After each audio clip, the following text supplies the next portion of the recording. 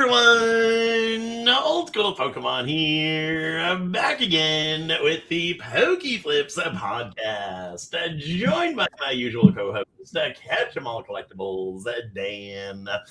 And today we've got a much anticipated guest. We got Mr. Z&G Emporium back again. How are you both doing today? Doing well. We're doing good. I looked right before this trying to find my sunglasses and I just couldn't find them. I was going to wear sunglasses this whole time because the future's just, it's like nuclear blast bright.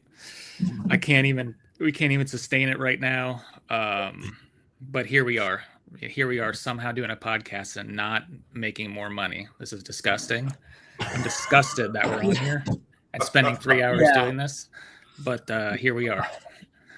All you viewers should be aware of the amount of money this is costing us. We're probably going to generate maybe a dime a piece, maybe 30 cents of ad revenue, maybe a little bit more if you click the affiliate links below.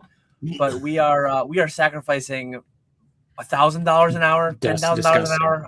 I don't even know. It's not even hardly measurable. But no, it's a pleasure to have you back on, James. Thanks for taking time out in a boom. Not the last time we talked. I think the last time we talked, we had Cam here as well. Cam, who's been making the rounds, leveling up from lowly Z&G Emporium to the now he's in with the billionaires, right?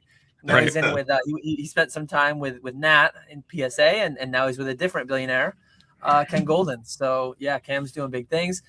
But 2 times ago, predating this podcast being called PokeFlips, I think we had you on in a time in the market where Vivid Voltage was just coming out and it was going for $250, $300. And step aside Vivid Voltage, step aside 2021 boom. Ascended Heroes comes out tomorrow. And what's it going to be? $20, $25, $30 a pack? We're really booming now. Yeah, that's like your it used to be like your distributor pricing for like a whole ATB, right? It was like in the 20s for like all right. 20. So, yeah. I think it was like 24 at one point. Yeah. So, Sword Shield. No, XY Sun and Moon ETBs were like $23-$24 a piece. Lately, I don't even know what it is right now, like 30 or something for main sets. Wow. But yeah. Just one pack. It's insane. Just gross. Just disgusting. I don't even I don't even know what to say on that. I don't know what people are like. They're always, the YouTube cycle. I don't know if they had a YouTube cycle in a while, but where everybody's like, this is being reprint and this being reprint, but they can't even, they can't even do this one. So I don't even know. Yeah, forget reprints. Prints aren't even coming. The original prints aren't even making it. They're competitive play. I'm not too in the loop in that area, but like they're pushing off rotation. They're saying like, hey, the set release on the 30th, but like for all intents and purposes, we're going to treat the set release date for playability wise. They're going to treat that based off the ETBs or the booster bundles or something else, because there's so few packs out in the wild that like they're basically saying like, yeah, we know it's unreasonable for you players to have your decks like filled out and practice with. It's insane to say it's unprecedented is selling it so short of what's going on. Absolutely wild. Dan's dad just cannot. Dan's dad can't believe how much his pals have gone up. He literally can't imagine. Like he can't believe it. Like how does he like text you every once in a while? He's like, should we sell? Or is he diamond hand? He's a diamond hand. No, he's a diamond hander. He does not want to sell. He's like, should we buy? He's like, hey, the trailer's still hooked up to the truck. Do we want to go fill it again? Wow. Insane. Crazy. So I think everyone out there knows who James is. I think everyone knows where to find you. I did link everything below, as we normally do on PokeFlips. We're going to be live for the next 2.5 hours or so. We're going to be trying to wrap up by 4 p.m. Eastern. Any and all questions, feel free to leave them in chat. I will star them as we go along. We'll probably be generally ranting and rambling about how crazy of a boom that we're in. If you guys want to steer us in any certain direction, feel free to leave questions in chat. But I was too. We talked in Discord this morning. somewhere I have those Pikachu sunglasses, the very obnoxious like Pikachu ear ones. Yeah. I meant to find them and I forgot to, but Yeah. big missed opportunity. Yeah. Nick has the Squirtle Squad behind him, Nice. multiple Squirtle Squads behind him. They are ready for this boom. Their future is so bright they have to wear shades. It's crazy. Did I miss Nick buying a freaking Pokemon Stadium Snap back there? Yeah. What? I guess I missed that. No, that happened years ago. Okay. That was I think that was 2020, 2019, 2020. Well, you never post anymore. So I forgot that you even have a YouTube. So yeah. Hey, that's on that note, yeah. That's a good way to pivot. Yeah. Coming back? Go ahead, Nick. What? Get on the phone. That is going to be coming back next week. We're gonna start in February. And I'm gonna attempt to upload one video a week. I'm actually gonna take inspiration from you over there, James, with your original videos when you were just kind of walking around your attic or wherever you were. Yeah. And just kind of do stuff like that. Do like day or week in the life type things. Because those were easily your best videos. I absolutely love those. I want to take a play from you and do those. If there's a poly market that says over under 4.5 videos before you shut down, I'm taking the under. I'm mortgaging, putting everything on the under. Yes. Even sure. I mean, if Polymarket knows what they're doing, they'll set it as like such a favorite. It'll be bet $10,000 to win 100. Right. But you take the free money. Like I don't care what you have to put on it. You take the free money. Absolutely. Yeah. Hammer that under. Yep. That's actually one thing. So I have two people with me. Nick has been very consistent. Shout out to him for that on this podcast. You guys have both been like in and out of YouTube. What is it that happens in your brain, or how does it go to where like you're in the middle of a multi-week, multi-month, maybe a year-long stretch of no YouTube videos? What makes you like wake up and decide I'm gonna make a video, and then what makes you fall out of it too? Just a little bit of conversation. James, you're in the middle of like you're kind of back, or have you re-retired? Where are you at right now? Very soon. 100%. I've already ran out of ideas, so we'll see if something pops up. But yeah, for stopping is like I just honestly just run out of stuff. I can't talk about the market like there are these YouTube channels that talk about the market every day. So I can't do that. I just I'll say kind of what the overall thing is, and then it's like, well, it's how many times can I put out a boom video? Like guys, it's still booming. It's still going up. It's still going up. I don't know.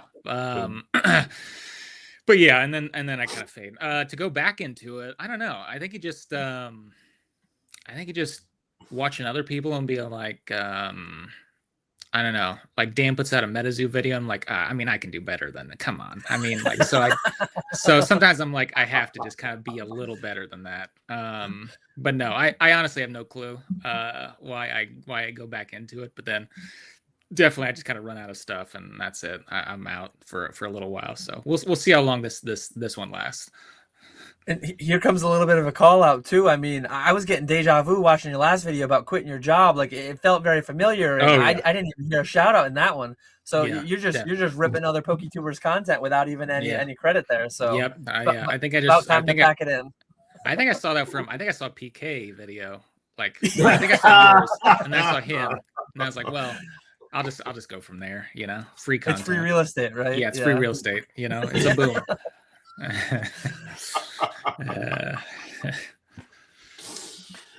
So what about you, Nick? What is it because we're booming? Are you seeing the juicy potential for ad revenue, affiliate revenue, or like what is causing you to lie to everyone, lie to yourself, and say like, oh, I'm coming back to YouTube every week? Like what causes that even? We're struggling with the Pokemon market right now, so I'm not making it right now. I gotta rely on that juicy ad revenue. No, honestly, it's because the people in the live streams they want to see more. They just adore me so much. They want to see more of me. And I thought it'd be kind of cool to give them a behind the scenes look into what goes into live streaming. Because there is a lot of behind the scenes stuff that people don't know about. So I thought that'd be kind of like a cool idea to show them. So it's more so to give them more content, and also kind of this is the year of social media for me. Instagram, hopefully consistency on YouTube, and all that good stuff. So that was one of my goals this year. So I'm gonna try and stick to it. We'll see how that goes. Not much confidence from your Cookie Flips co-host of the day, but we'll see what happens. Let us know. Let us know in the live chat. So we've got Old School Pokemon. We've got ZNG Emporium. We've got Retrospects. Another serial makes some videos, says that he's back, stops making the videos. Then shout out to the Off Center Pod. They missed last episode last Friday. Will we get an episode tomorrow? Will we not? Have they already packed it up? Let us know of the sporadic YouTube uploaders who will be the first one to drop off the face of the earth entirely. For all I know, Off Center Pod has already done it. I mean, they missed last Friday's upload. I excused the one around the holidays, but I was not bullish on the future of the channel. Not for lack of quality, but for lack of consistency. Nick, can we get insider info? I know you have one of the 4 members on the payroll. Can we get insider info? Is an episode coming tomorrow?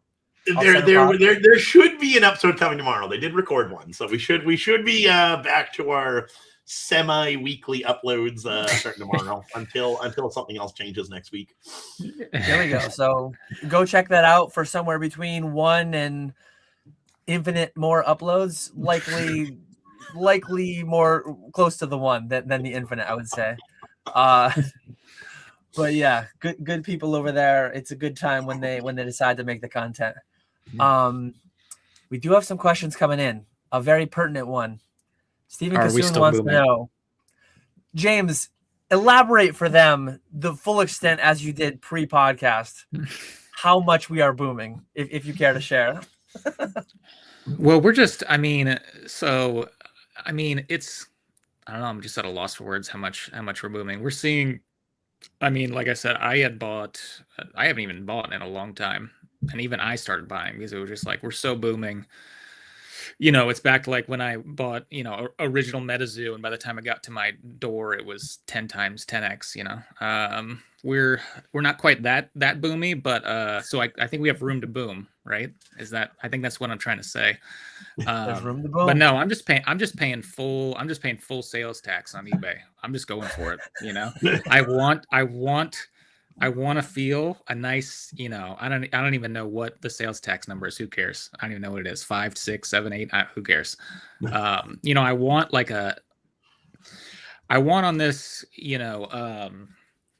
you're in a car, I want a little speed bump. I want to feel it, but then still go past the finish line extremely quickly. It doesn't even matter. It's just a little whoa, you kind of wake up, instead of being numb to it all. So yeah, man. I'm just paying full sales tax. It's not that, I do a good old Dan. I do have a resale certificate in Arizona, but since we moved to Indiana, I literally probably haven't bought anything in, a year and a half or 2 years, however long it's been. So, I just haven't gotten it. And, I don't know, it kind of feels nice to help, build roads and, salt the streets. I'm actually helping out there you go. My community by paying sales tax. And then I was just saying too before, I was like, I think I'm gonna start when you're making deals on IG and Discord, and it's like, oh, blah blah blah, you get to this price and it's this number, and then they do the little if you're paying PayPal GNS, you need to add that 3. And I think as the kids would say, what's the kids say? I'm gonna bless them up. I'm gonna bless them up. I'm gonna get them 4% instead of 3%. I'm just gonna keep giving, because if you're making 15, 20% in like a week, can you make like 18, 19%, maybe give back, let's just give back, we're booming so hard. You expected a yes, you expected a no. James told you we are booming so hard that if you live in Indiana and you don't yet have your 7% savings on your sales tax exemption, buying items for resale, he's just foregoing that. He's paying the extra 7%. That's how bad he needs to buy because we are booming to that extent. And that extent. I wish that was a meme, but that is actually taking place. I might open up a location in like New York or someplace with a super high sales tax just so I can buy we've it. got and 10% pay up extra. here. Yeah, I'm just gonna pay extra, go over there and then ship it over here. Who cares, right? Who cares? There we go. Who cares at this point? The shipping. It is funny. I saw like recently, like a couple days ago, I went on E4 and there was like a question with a lot of thread. It was like, do you think the 30th anniversary is going to usher in a new boom like 2020? And it's like, what are you talking about? Like, do people actually still not think we're like the prices are insane, where they are? I don't know. I guess not. That whole thing is insane. People saying stuff like that. I do not get that. Yeah, it's crazy.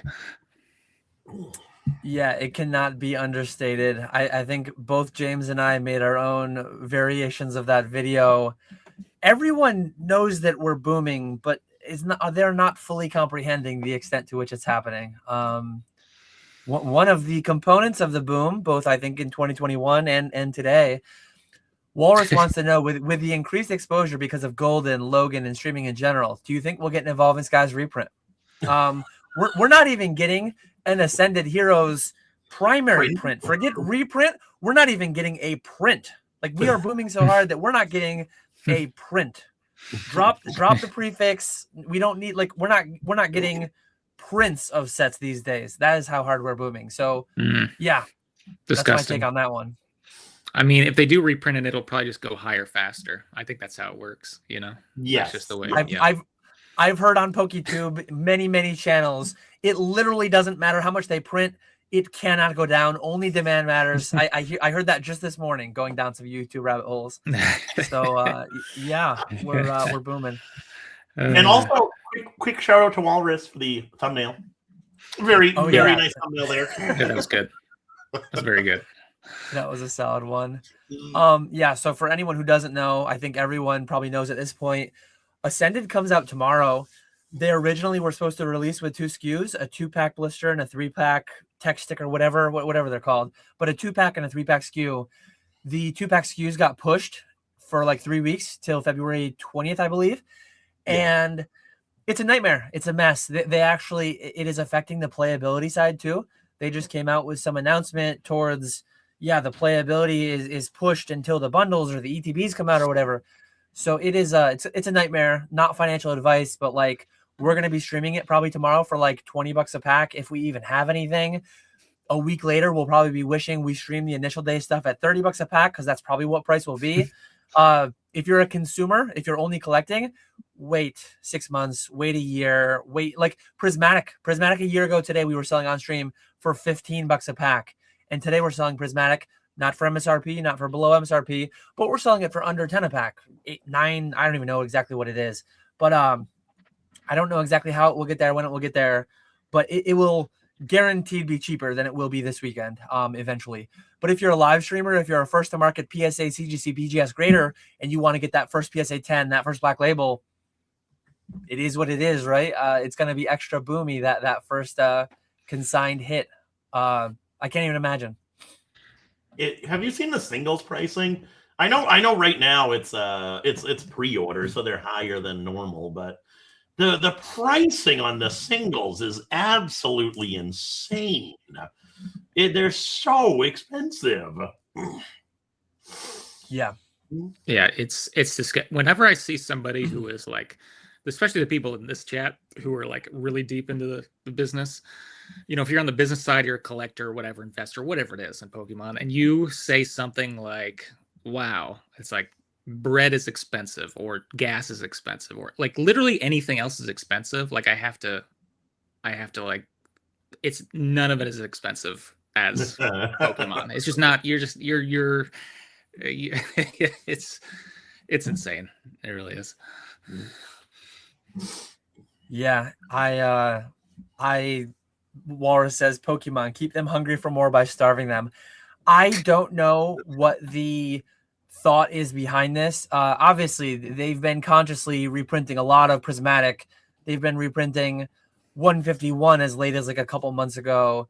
They've been printing a lot of stuff, but how they set themselves up to where a main release comes out in a boom like this, and all they have is 2-pack or 3-pack blisters at release. It is kind of unfathomable. I don't know if it's some deep state tinfoil hat Illuminati conspiracy keeping us hungry by starving us. Like, but we're talking about it. People are gonna be buying it like mad this weekend, I'm sure. Like this could be the strategy. This could actually be it. I don't know. I don't know. I would hope it's not a strategy for Pokemon. I don't get why they would think this was a good idea. Why not just push the whole release back at this point? Yeah, I don't know. Appreciate you saying such kind words towards our guest, John. $49 million man. Maybe on pace to be $100 million man next year, but let's not do any artificial pumping. Yeah. We don't want to. The numbers are big enough on their own. We don't need to round them up. But yeah, do you want to share like what's 2026 looking like? So for anyone that didn't watch James's video, he did $49 million last year. Quite the number for net profit for a consignment operation. So you love to see that. Net profit. and that was a year. Your prior year was 7 or 8, right? Yeah, something like that. Like a 7x almost. Can you share any teasers towards preliminary results for 2026? What the year might look like, or the more impressive number was your average sale price. 49 million was really impressive, but your average, that was mind-blowing right there. Every time you mail a package, it's a $500 bill. Yeah, it was like, I think it was like, I don't know what it was, 480 or 90 or something. Was the average sales price. And the January we're up to, I think we are breaking a little over 4 million for January. And just from that perspective, like we didn't break 4 million last year in January, February, March, April, May, June, like the first 6 months. None of those months were broken 4 million. So to do that this month, I think, but once again, it's like the average sales price. I mean, like revenue goes up on the average sales price. I think I just looked before this and it was like $650 the average card, that we sold this month, like 6,000 or 7,000 items, something like that. So yeah, it's I mean, like $600 to $650 is just it's unbelievable, like the prices of these things, like in comparison to everything else. I mean, I don't know. And it's like, it just continue, like every single new set, the chases are worth, 4 figures. So it's just continually more and more stuff being put in there. It's not like vintage cards where it's like, there's this set. I mean, there's not a set amount. There's, boxes you can open, whatever, but it's kind of set on what, the pop is, relatively. But like this new stuff to come in, which means more money has to be poured into that set, which then the next set, more money in that set. And then don't even talk about other TCGs that, we've been selling a lot of Yu-Gi-Oh! That has just stayed there for a while. It's been selling kind of like higher end. And of course, One Piece has been just, a ton of money into that. So, but I mean, it seems like there's money flowing everywhere, like silver and golds, 100 whatever, and 5,000 plus, and stock market dollar going down. It's just a whole,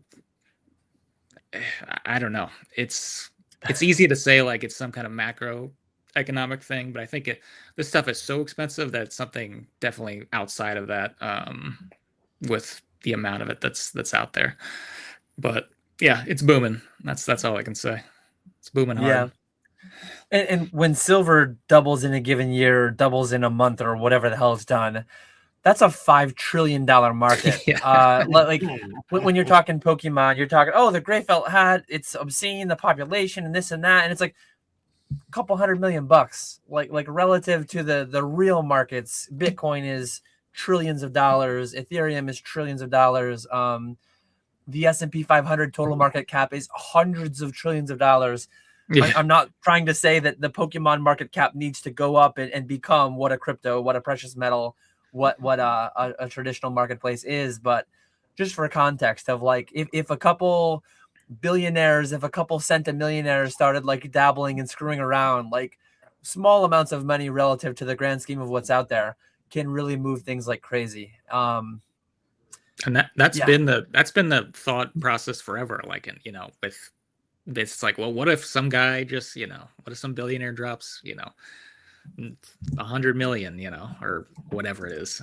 It's it's possible. I know we're a little memeing booming, but there's, you have a 30-year track record of this stuff. I mean, I don't know how long you have to do it to be a established asset. 100 years. Like, I don't know what kind of the time frame is, but our generation, the 20, 30-year-olds now, like approaching 40-year-olds, once they're in their 60s or 70s, and like this is what they've known compared to people who are right now in their 60s, 70s, and like couldn't care less about this. I don't know. We'll see.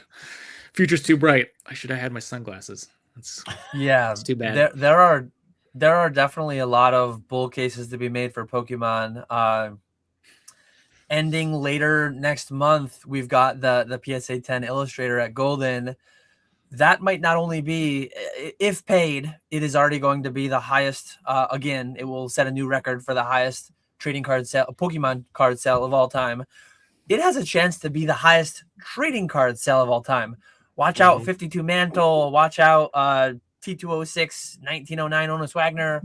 Watch out, Triple Logo Man, Curry, Kobe, Jordan, whoever. All these things that Mr. Wonderful's buying with Shine and whoever for $12 million a piece lately.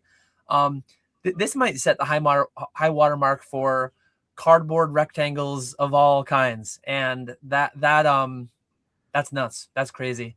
That'd be wild. It already is wild what it's up to. But if it could set that record, that would be insane. It's crazy. Yeah.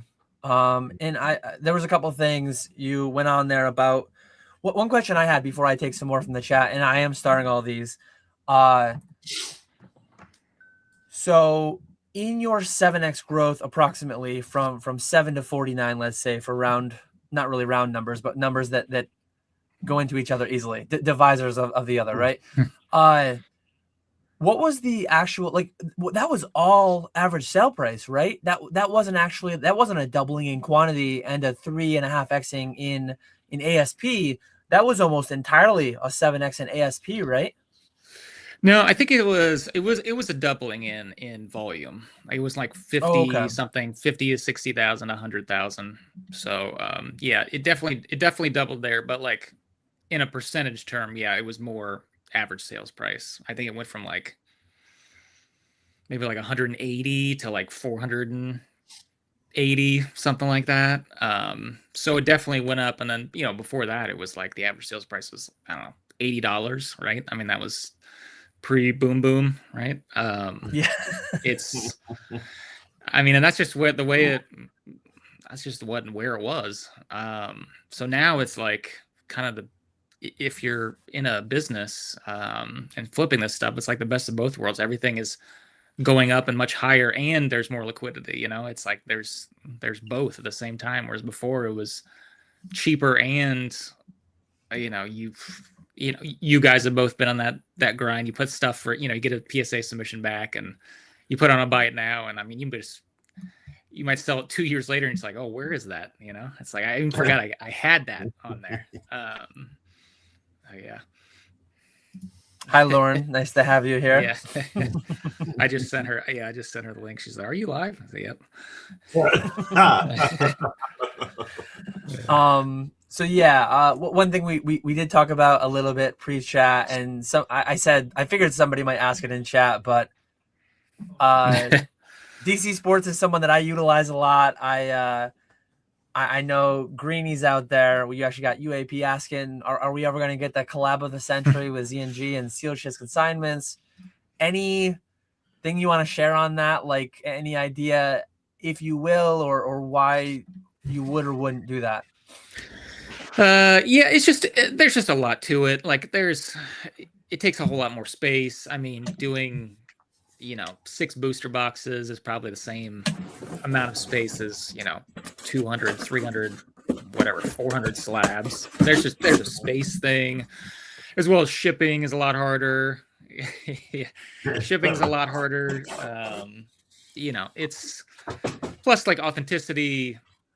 I mean, people even try with fake slabs and whatever, and it's nice to have the authenticity guarantee program to kind of like block. I mean, I can't tell you how many times like it shipped authenticity, it's authenticated, and then it's shipped out, and then the buyer opens like a return because they like don't, whatever it is. And luckily, eBay shuts that down. So there's just so much graded. I mean, they grade what, almost 2 million a month, or between CGC and PSA, maybe like 1 point something million, just TCG, right? 1.3 million, something like that, 1.4 million.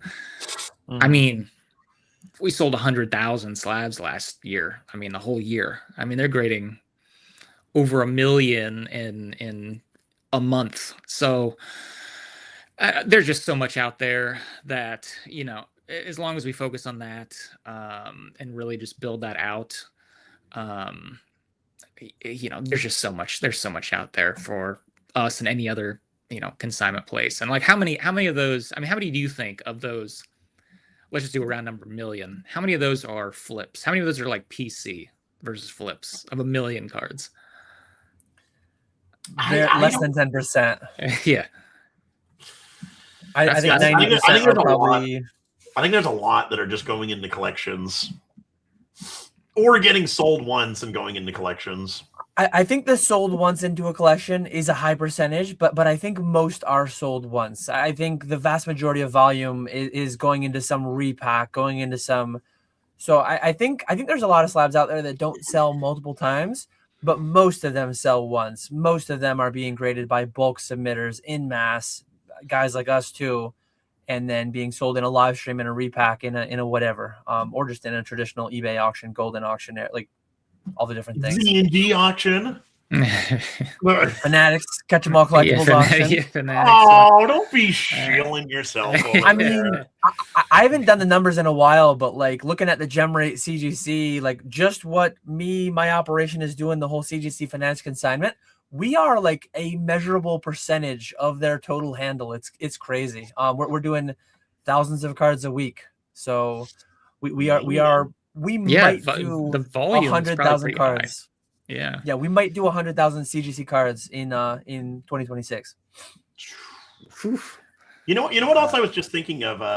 I wonder, because like I figure, like how much did like the submission rates increase when GameStop came in and started doing submissions? Because I bet a lot of those submissions are people submitting their like PC cards. So it might be a decent percentage of people submitting just to hold on to. Yeah, it's possible. I mean, they'll eventually sell it though. Probably they'll find it, and they just or Pokemon is. I was just saying earlier, it's like, how many times you hear somebody that's like, man, I'm really glad I sold that card like a couple years ago. Like almost, it's very rare. It's almost always like, man, I wish I didn't sell that. And that's been happening for 30 years. So, there could be somebody who gets something in a pack or whatever and just throws it away. And then all of a sudden, they get in their closet and it's worth 10 times more. It's yeah. It is crazy. Like, there's few things in the hobby that anyone can look back and say, like, very few people can say, oh man, I wish I didn't buy that.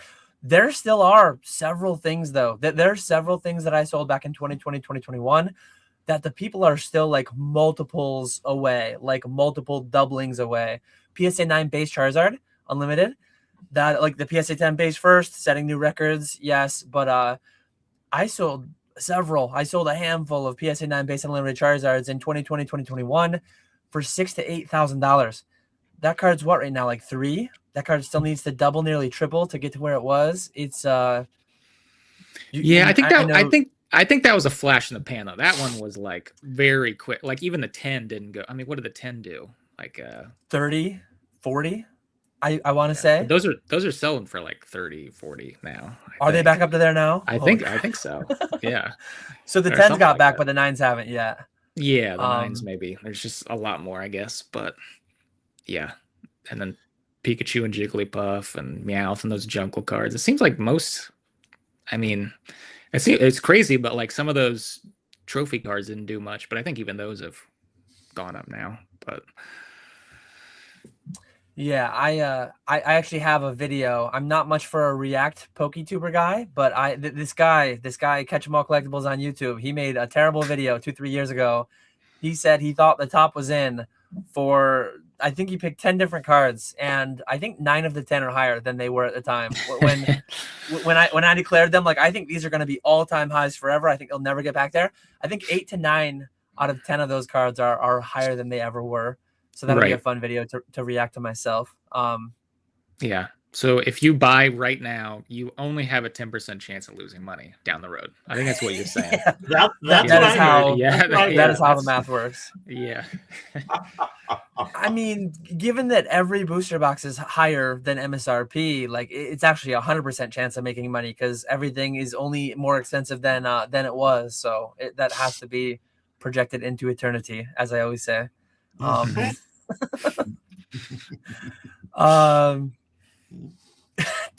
Timmy McGee, how much of your Poke net worth would you sacrifice to get your hair back?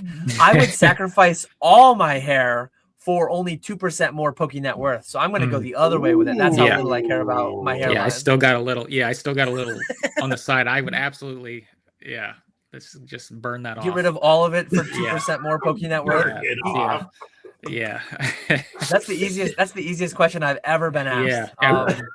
Yeah.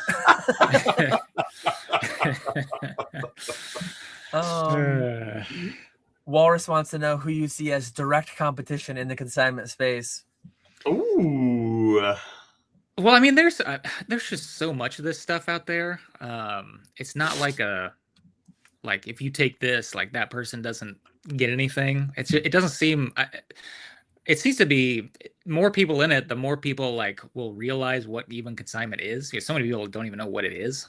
That like they'll eventually probably some of that percentage will find us and use us. So I don't know. There's, like Dana said, there's DC Sports, there's Dan, there's there's a lot of people out there who do this stuff. I've seen like these people I don't even know about. Like there's like Quick Consign, and these people who I've really never even heard of, but like they have like 1 million feedback.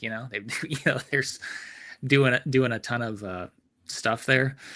But I don't know. I've had this question before, and I like to say that a couple of years ago, it was like 3 years ago or 2.5 years ago, there was no PSA consignment, at all. And that's literally, there is nobody bigger that could come in, a bigger brand, bigger capital. There's literally nobody that could come in bigger than PSA to like compete with consignment. And we've 10, 20, 30x from the time PSA came in, and everybody else has too. Yeah. So if PSA doesn't affect it, there's plenty for everybody out there. Room to grow the pie, indeed. Yeah. The correct answer though was actually KetchumAllCollectibles with his fanatic consignments. He's got the graphic. Disgusting. Really disgusting. One theory I had of why you were getting back on YouTube, and you've always been well with Instagram, but you seem to be posting more frequently on Instagram, was because of Ryan getting into consignments. Because one big thing is that he's so good about social media. Where I don't think there's any, like, I don't follow DC Sports or anything like that, but it doesn't seem like anyone else is that good about posting on social media just constantly. Is he on YouTube? That could help him. I don't know if he's on YouTube. Probably. But it's probably I think he does shorts. Yeah. I pulled them up. Yeah, I did see that, and honestly, just like I said before, like they're just gonna bring more people to know what, because I did see some of the promotional videos, and I looked at the comments, and like most of them were like them trying to like people are like, well, how do you charge this if eBay, it was like they don't even understand what People learning what it even consignment is. Yeah. So like it's just gonna bring kind of more awareness, because that's like the biggest, that's always been the hardest thing, is like selling. Like it's easy to buy, it's easy to, it's like you get that rush, it's like clicking a button and I get that to buy it, but the hardest has always been to sell the thing. And honestly, it's easier than ever to sell, but like people don't even know these options. Yeah. A lot of people. So yeah, and especially why I think a lot of people ask about sealed, because sealed is even harder, like to sell, like to ship, and to just everything about it is harder. So I think Dan's been teasing for a while about new options out there, but yeah, there's just I do have to say on that note too, shout out to Cam. Shoot a DM to Cam on Cam or Peter. If you're international, go with Peter Pettiparty on Instagram. If you're domestic to the US, go with Cam. Card KARDB8S, right? Card base. Shoot a DM to them. Instagram. One of the things that I was teasing, actually, I think I teased multiple options late last year. One of them was the golden option, which, depending on your relationship with golden and everything, there are different rates out there. The public price will give you a little bit of a sticker shock, and I don't know exactly what's being offered to the individuals, but I'm sending a lot through golden right now. I think because of the illustrator, because of the anniversary, because of all this stuff going on, I don't necessarily think it's going to be like my long term, all my stuff's going to go there forever, but it's a bit of a short term play that I'm leveraging the eyes on golden, the Golden Touch Season 3 and the illustrator, and so I have a lot of stuff going to them in the coming weeks and months. Yeah, definitely in the next month or weeks, because like Logan Paul, every single video he puts out is like talking about it too, which there's millions of people that see that too. So there's a lot of hype around that. So Yep. While we're on consignment, I'll answer this quickly. A lot of consignment operations can give you better rates than you can get yourself. So selling at a show, the pros of that are like you do the transaction in person, you might get 100% on market with no fees. There's no fees when someone puts $100 bill in your hand, right? But the cons to that, it's more active. You're going there, I guess, some risk of all these different thefts that go on at shows and at LGSs and whatever.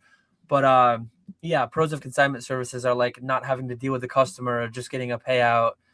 And a lot of times consigned through James, you're paying less to sell on his eBay where he's doing the work than you would selling on your own eBay. Consigned with me through Fanatics, you're paying less through me than you would selling on Fanatics directly yourself.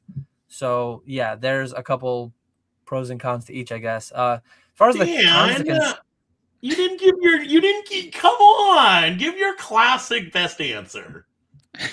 It depends. No, the one thing everyone expects you to say. You don't get a 1099 consigning. You don't get a 1099 selling at a show either, though. So that's on equal footing, I guess. Not tax advice, but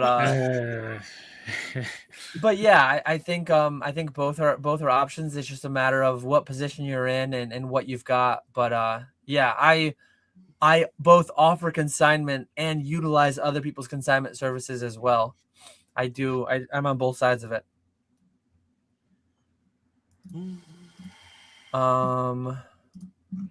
Let's see. Here's another one that ties in with the whole return to YouTube, and Nick was talking about James on Instagram. Bondo wants to know, I'm curious to know how important has social media been in the growth and expansion of your business? I see many accounts using your sales photos across all platforms, which I imagine helps. Yeah, I mean, I think it's it's been everything. People wouldn't send us, millions of dollars of stuff if they don't have, trust in you, and there's really no way to gain trust unless people know of you, or you put yourself out there. And that's probably one of the, going back to that other question about going in and out of YouTube. It's like, probably should show my face every once in a while just to keep people, knowing I'm here and it's not just some, somebody else, doing this, because, it's a lot of it is based off of, trust and people liking you, and, people wanting to use you. So yeah, I would, it's tough though, because, there are people who just don't like being on camera, like doing social media, and there are ways that you don't have to do it, and you can be in all the Facebook Marketplace and IG and Discord, and like be kind of anonymous and kind of going back and forth and just being that buyer or seller. But it is much easier having kind of a platform with buying and selling, or consignment, obviously, because people just trust you with it. And I mean, Dan, you see that all the time. Like, you put out a post about you need packs or you need to sell packs, and it's like there's you don't have to like kind of go out there and beg for it. You just put out a post, and there it is. It's definitely a big advantage, especially when I was doing a lot more YouTube videos in like the 2020s, like when I was flipping a lot. Like, collections would just come to me, which is a lot easier than like fighting other people on newly listed eBay stuff, or like stuff on Facebook Marketplace, or if someone posts something that's like undervalued on like whatever it is. I just, using example of Facebook, like that, I can't imagine what their inbox looks like. That, like, they're just flooded with people who want to buy it and make a profit. So having the advantage of like just kind of circumventing that, like they find social media and they find you, or they like your stuff, like they'll just come to you as for an easy transaction. So it's definitely given myself and you guys too just a bigger advantage for sure. Mm-hmm. Yeah, no, for sure. It is very important. Yeah, the trust with consigning, the trust with sending first and getting paid afterwards, either for consignments or for selling, it's massive. That's not to say, though, to be careful, that's not to say that like it's a requirement. There are many people, and I'm sure James will echo this, some of my biggest consigners, they are nameless, faceless. You would not know who they are. They are ghosts, as it goes in the hobby. And I know some of my biggest consigners also consign with James. I'm sure there's many, many of them that consign with only James and not myself, because of the difference in scale there. So not a hard requirement whatsoever.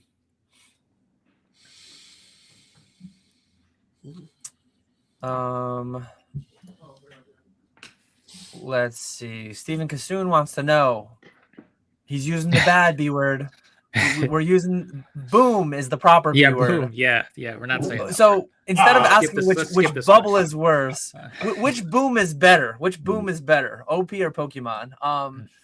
Do you keep advanced metrics? Like do you know how much of your 49 million was Pokemon versus One Piece versus Yu-Gi-Oh? Do you know month over month, like how fast, presumably One Piece is becoming a larger portion of that in the prior few months, especially? I don't keep that. It's more just of a feeling of, I see every card that comes in, and, I will see, the stuff that comes in, especially making Instagram posts. Like I'll look at like basically all the sales and kind of like figure out which is a good story, which is a good sale, which is a blah, blah. So, I'll definitely see those things. One Piece is, I think I said in the last video, and like, I have, Michael, one of our employees, kind of got into One Piece like just a few weeks ago, and like the stuff he's doing it's just like, what it's so like, it's just like saying, hey, here's a $200, $300, like, I'm not even talking like the cards that are worth 20 grand. I'm talking cards that are worth like $500, and it's like you can buy an unlimited amount of these on like TCG Player for like $7, and they grade gem mint like 95% of the time. I mean, it's insane. It's like when Pokemon, it's like, okay, I buy this card, it's near mint, it's kind of like a coin flip. 9, I lose a little money. 10, I make a lot. 8, I get completely busted. Whereas One Piece is just like, well, do you want money? Do you want money right now? Okay, well then press this button faster to make more money. that's just the way it is. So it feels more bubbly in One Piece just because like that can't last forever. I don't think. Yeah. So yeah, it feels more bubbly, but of course Pokemon is also some of these prices are pretty crazy, but to the point of like grading plays, it seems unsustainable on the One Piece side. But yeah, it's funny though, like right as this boom, like a little before the boom happened, like I don't know if you saw, like there were some of these like big, a lot of viewed Instagram reels that are like, I'm selling all my Pokemon and going into One Piece. Like everybody's like, oh, you're a moron, and this guy like on, I think it was like Chasing Cardboard or something. This guy who like sold all his sports card collection and went into One Piece. It was like right as it was kind of happening. And it's like, oh, you moron. And now they're, they have generational wealth, which is good for them. But yeah, there was definitely a shift somewhere where like kind of like a lot of people were getting out and in.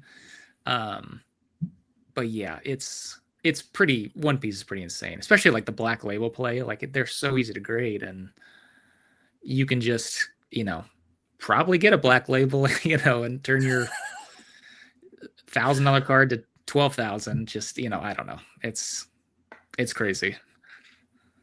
It is all. I don't know crazy. how much One Piece I don't know what much One Piece you can sign, Dan, with Fanatics, but I get people doing like the alternate language One Piece. The unpaid rates are a bit higher than on any of my Pokemon because it's Chinese or it's Japanese. I do have some people doing pretty well though with like the CGC Fanatics doing One Piece cards.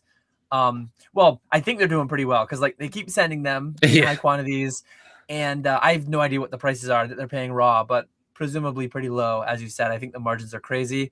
It's one of those things that's like sitting there.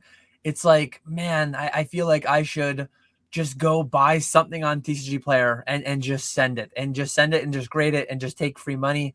But then I think like, man, if I'm thinking about buying it, the top must be in, and then it just 5X's again. And it's like the whole palette video all over again. I still have your comment pinned on that 2-year-old video. Dan's investing in buy the palette with his dad.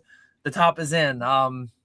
Little did we know that palette video. I think that started the boom. You're welcome, everybody. I think that was the straw that broke the camel's back there.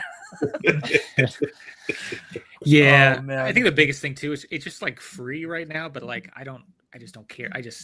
I've never watched it. I just don't really have any connection to it. I'm guessing it's the same as you. So it's like, there's so much stuff with Pokemon you can do that's just out there. So you might as well do that. Yeah. We've got Mr. Hey, Future Too Bright. He's got Squirrel Squad wearing the shades avatar right there. So Mr. Cam in the chat. Yep. Future's too bright. You love to see it. A lot of questions starred, making our way through them. The card man wants to know, would you sell Celebrations now or wait? I would. But now's a terrible time to sell Celebrations. Sell immediately. No! Buy more. Always buy. More. Yes. Always buy. Always sell. What is that? Always yes. Always be Do closing. something. The ABC. Always be closing. Always be closing. Yeah. You need to always be. Isn't that Celebrations Charizard like, I don't know, 600 something, $700 now or something? I don't know. Just we were talking about that earlier in Discord.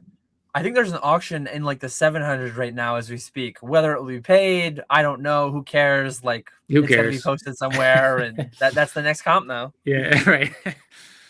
Remember weren't you buying it for like 70 and selling it for like 200 for like forever? Yeah. Yep. I've not done that in a while. I do have like 10 of them from a recent collection that I bought, but no, I haven't done that at scale in a while. Yeah. Once again, something you're like, man, I wish I would have, it went up. 90% chance. Yeah. Always. Crazy. Now that the market's cooling on Celebrations, I actually just started yesterday. I'm gonna try and build a pristine 10 set of the whole Celebration set. So no! I just collector? Are you collecting? Gross, disgusting. Stop. Just stop. I don't like that. I don't like that at all. Sell pristine, it all. Disgusting. Yeah. How much is a Celebrations pack? They're like $22 right now. So like a set of heroes. That's what they are. Yeah. A pack. That's it. Great. Super. Okay, then buy. Oh, okay, then God. you should probably buy then. Crazy. Absolutely nuts. Here's a couple comments that are kind of on that. Is it crazy that modern keeps outdoing vintage, or do we just have to accept the YouTube wisdom that only demand matters? Vintage is booming right now. Yeah.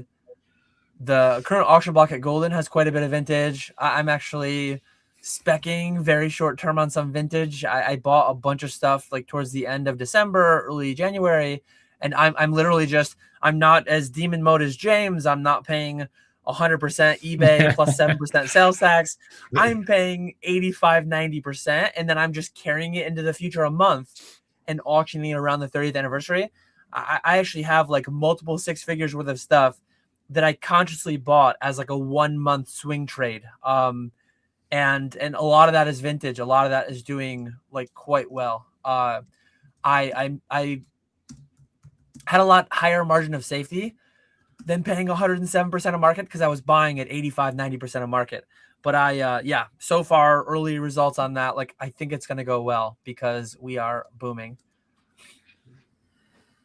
Yeah. Like I said, too, it's like when you have less of them out there, it's just like people don't have the confidence sometimes to like, and they don't see it, you know, like I bought some stuff a couple days ago and it was like 2 of the 4 cards, you know, kind of higher end cards they aren't even listed. Like they're not even on eBay, you know, they're just not even there versus, you know, this stuff it's definitely going up. The vintage has been, you just don't see it, you know, and a lot of this stuff is private and you know, you don't even see the transaction.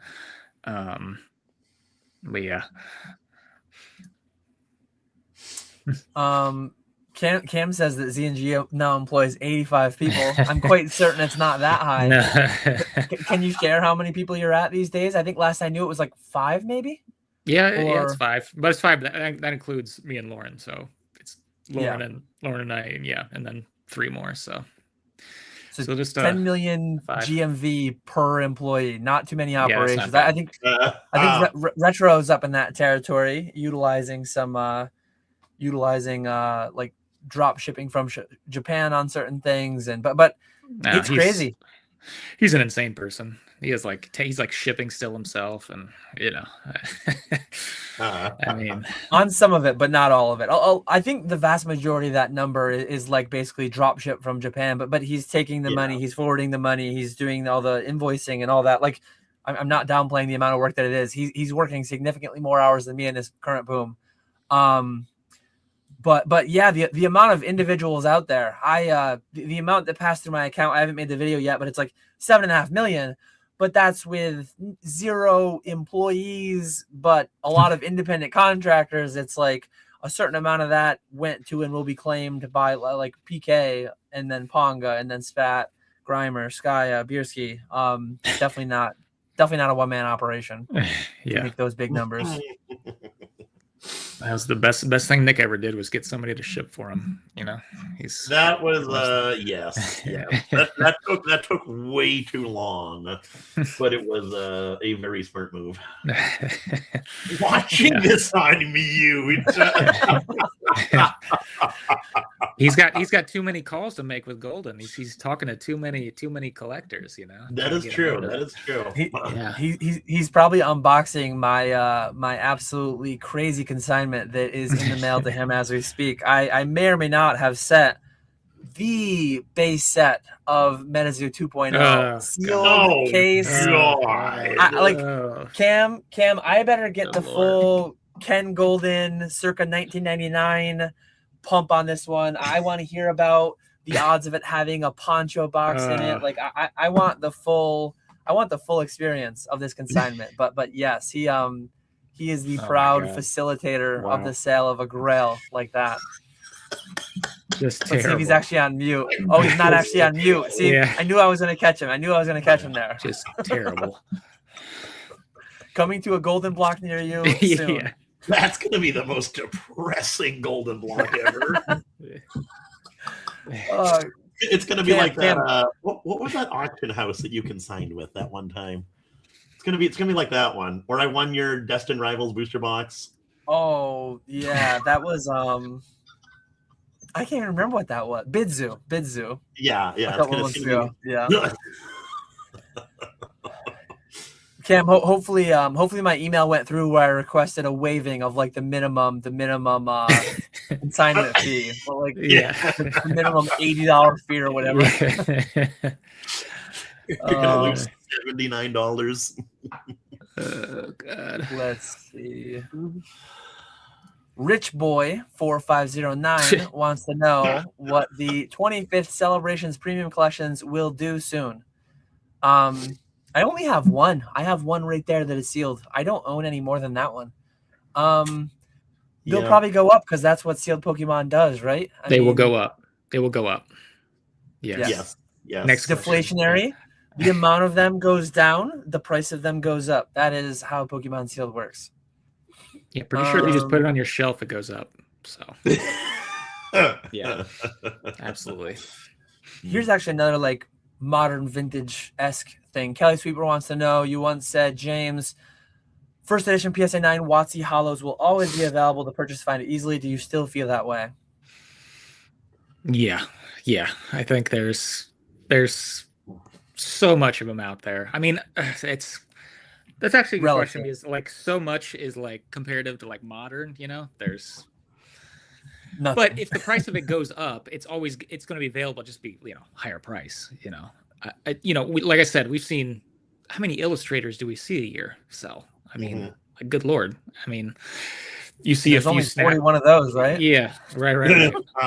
39, 41, whatever they say. Yeah, you see a few snap cards a year, it seems like. I mean, there's like 20. I don't know if there's extras of that, but like, this is a mass produced thing. There's still so many of them in binders. There's, I think they'll still always be available. It doesn't mean the price will still stay now, but yeah, like available, like being able to purchase. Yeah, I think for forever they'll be there. So taking that further, what do you think about your gray felt hats, your burger shoes, your alternate arts, do you think those will ever all be squirreled away and impossible to pry away from someone's collection? Those will be available, but once again, they'll be like, I don't know, 10, 20, 50, 100x in value, because it only goes up. So yeah, that's... Pop goes up, but the price goes up faster because only demand matters. Yep, that's it. And demand will continue to increase. Yes. I largely agree. I think that this is an SM Pratism. Walk out the closet. WotC stands for walk out the closet. This stuff was mass produced. Sure, it was 25, 30 years ago, but like they made a whole hell of a lot of it.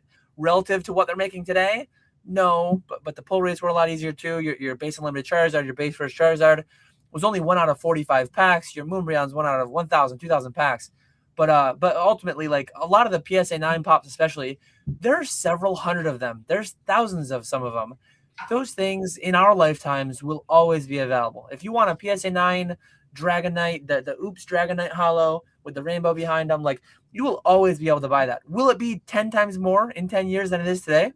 Potentially, yes. But you will always be able to buy one. If you want like if you want a PSA 9 52 mantle, if you want a PSA 9 doesn't even exist for some of the vintage cards.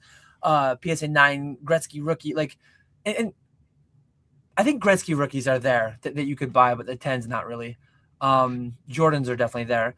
But Pokemon doesn't have sheer rarity in the English set card areas like some of the vintage sports do. So in our lifetimes, those will always be there.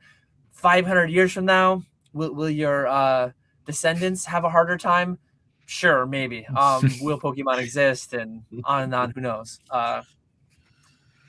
That's my thoughts on that. What do you think, Nick? I would agree. I think PSA so. 9 no damage Ninetales? Oh no, absolutely not. No, we haven't seen one of those pop up in forever. See, there's demand is the only thing that matters, and Nick is the only guy that demands those. So not bullish, but something like those. I mean, could I see like like a first edition whatever like Charizard base set PSA 9 like not be listed on eBay, like there's just none there. I mean, I could see that, but like you'll be able to find it if you have any, it's for the right price. Like, and they not just like disappeared into somebody's collection and they're not for sale no matter what. I think it's just always going to be out there. Yeah, that is pretty big though. Like they're probably, as we speak right now, there are, and right now we're booming, so people are like buying them out at the current prices, and they haven't relisted them yet or whatever. But there's probably a lot of PSA 9 hollows, random e-reader ones. Like there's probably a lot of PSA 9 WotC hollows where there's not one single listing. But as James said, like if you're in the space at all, if you put out a big number on Instagram, you will draw them out. But tens though, certainly there's a lot of tens that you can't just go buy, and it might be a lot harder time. You want a PSA 10 Torchic Gold Star? Good luck. You want a PSA 10 like Chansey base set first edition? Good luck. There's a number that will draw one out, but like, man, that's gonna be a big old number. I couldn't even imagine. I don't even know about that, Dan. That'd be an interesting experiment. Like, is there any WotC 9s that aren't listed between like Fanatics and eBay right now? I think you might be able to find every single one of them. Yeah, I don't know. I guess somebody in chat could like. I would like look up like an Aquapolis Wheezing, or look up some of those PSA 9 pops are relatively low, and I could see a situation where 2 weeks ago there were 1 listed, 2 listed, but I remember I was collecting the PSA 9 sets when there were dozens only in the pop of 9s. There were 0 10s, some of them, and I remember having to post an E4. I was paying double last sold, and when I'm talking double last sold, it's like, oh, the last one sold a year ago for $30. I'm offering $60. I'm offering $70. Like I was offering big numbers for some of those. I think I forget if it was Aquapolis or Skyridge, but Wheezing. I think it was Aquapolis Wheezing was one of my last PSA 9s to complete my WotC PSA 9 set. And back then, like, yeah, there weren't a whole lot of them. Speaking of 9 sets, though, James, do you still have your 9 set, or are you completely sold out? No, we got nothing left. 0. We are down to, we are now flipping. That's what we're buying at full sales tax. I didn't even see this. Collectors on here. I'm the only collector left. I didn't see this come through, but shout out to Mrs. Z&G Emporium, $49.99 super chat. Thanks for keeping James busy today. I have to go now. Please consign. Links below. zngemporium.com. I think I linked the website, the Instagram, and the YouTube. So definitely go consign. If you don't want to do eBay, maybe if you want to send them to Fanatics, I mean, I'm here too. But definitely use James as well. Wow, $50 super chat. We are booming. We are booming big time. We are booming. Yes, we are booming big time. I'm pretty good at math, but when you get so many zeros, it's hard. What percent of 49 million is $49? Like 0.00. I don't know how many zeros, but we are booming. And Lauren passed along 0.00, however many zeros percent of, and we very much appreciate it, because a very small percent of a very big number is $50 is a massive super chat. So memes aside, we very much appreciate it. Yeah. Yes, thank you. Thank you very much. As we said at the outset of the live stream, though, we are never going to financially recover from this. I said earlier, so I guess I lied, because I projected that we'd make 30 cents in revenue on today's video. Well, we just made 50. So like we blew that out of the water. That's how hard we're booming. We should have been way more punished than we were. But hashtag never punished. We found a way to make $50. Yeah. We found a way to make $50. Disgusting. True.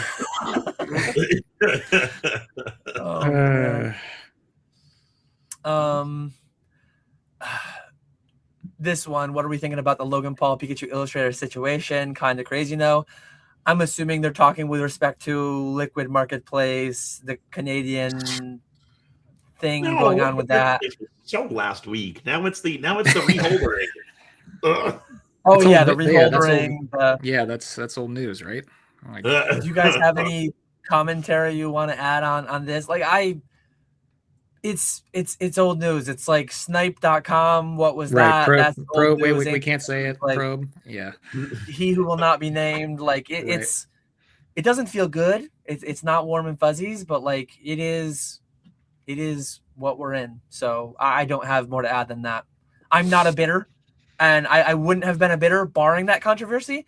And I'm not a bidder not because of the controversy, but because I'm way too damn broke. I don't have $6 million to throw around on cardboard, so it doesn't affect me whatsoever. And we all see enough 10s, and I see enough 10s to where how often do you like look at it and be like, you look at the back and the front, and you're like, it's a little OC. There's a little white dot. It's not, it's there's always something. There's always something wrong with it. If you're really looking at it closely. Exactly. Yeah.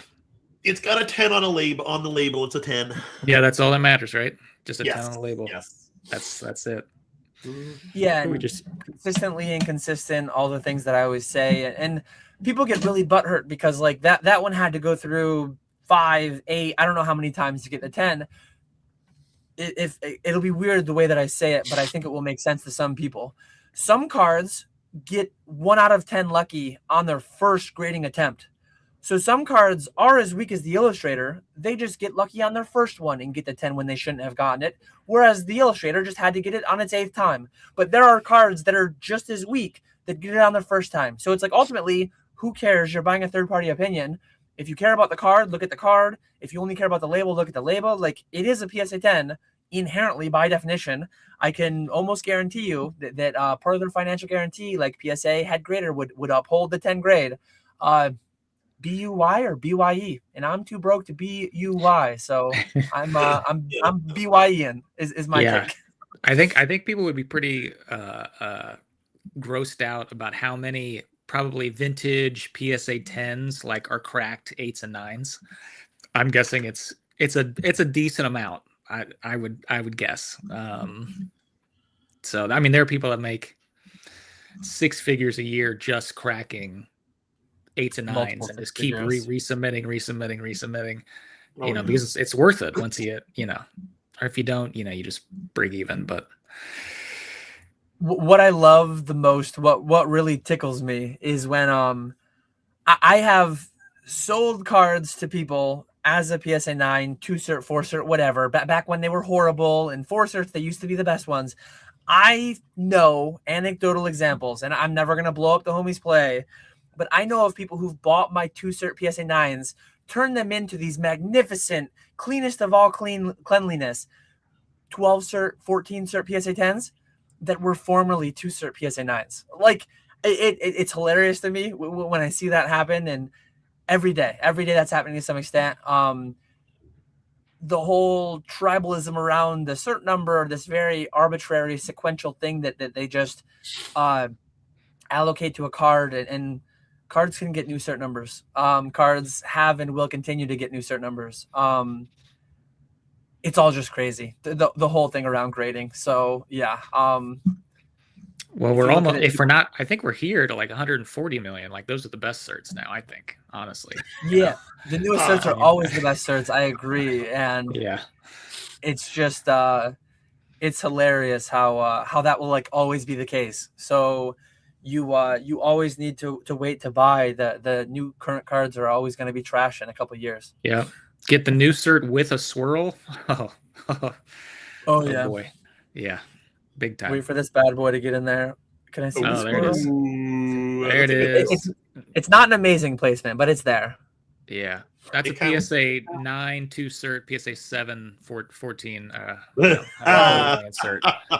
You send it enough, it's a 10. Yeah. You send it enough, it's a 10. I mean, every card can be a 10. You're doing the thing where it's your card, so it's super clean, right? A clean. That card will be a 10. It's just a matter of, will that card be a 1 past 10, or will it be a 25 past 10? I mean, it is a 10. It's just a matter of how many times it takes. Yeah, and the cert. Yeah. Yeah. Looks like we just I get emails whenever I get sales. Shining Magikarp PSA 10 for 18,500. Nice. That's very nice. That's how much? But that was a 4 cert though. If that was a 14, this is 440 million. Like, that's probably a $25,000. card. This is a rare 5-cert. 5-certs are low pop. They didn't make many 5-cert cards. What is this card up to? Is this many five? Well, is this card 10 grand yet? Well, why don't you make that a 10 and then it's worth 25K? Why aren't you tracking that and make it a 10? Exactly. I gotta send that. I gotta send that with the Gengar. Yeah. Maybe this one isn't mine. I can't claim this one, but this one's pretty clean. This one's going too. So nice. We got to get some big numbers here. Yep. So many questions in the backlog. I'm trying, but we're booming too hard. I don't know if we're gonna get to them all today. We're booming. UAP says, with Golden and Heritage vetting their high-end buyers with big caps and limits, do you wish your own platforms would do it? Entertainment on eBay or Fanatics actually does a little bit of that. Fanatics does a bit more than eBay. There's pros and cons to everything, though. Like I think a pro for Golden and Heritage doing that, their payout rates on items above $100,000 are higher. Like they're just generally getting a higher payout rate. You're tied to your social. You're tied to you. You're not tied to an email address as you might be on Fanatics or eBay. I think eBay is basically like an email address, and then Fanatics adds like you need a phone number, so it's a little bit more. But Golden and Heritage are like the most for sure. But that's a barrier to entry. So James's average sale price is $400, $500 somewhere in there. That's reasonable to not be vetting them extensively, right? Like most people have Klarna, most people have a credit card, whether or not they should be doing it, but like it's pretty reasonable. I think the thresholds that everybody set. All these platforms are different, and I think optimizing the item that you're selling based on the platform and based on the dollar amount is reasonable. So a little bit of a rant, but like I think I'm happy with where Fanatics is at. I think given where each platform is at, there are certain things that I would definitely send. Like I wouldn't do a PSA 10 Illustrator on eBay or even Fanatics. Probably. I probably would have talked to Ken Golden. I probably would be doing that on Golden. So each thing has pros and cons, and each thing has what is more optimal for them. Yeah, I'm the same as you. My whole thing is like I think my average sale price is like $22 right now.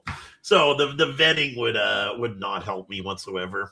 You wouldn't have ran a 30-second extended bid PSA 10 Illustrator? No, I don't think so. I don't think so.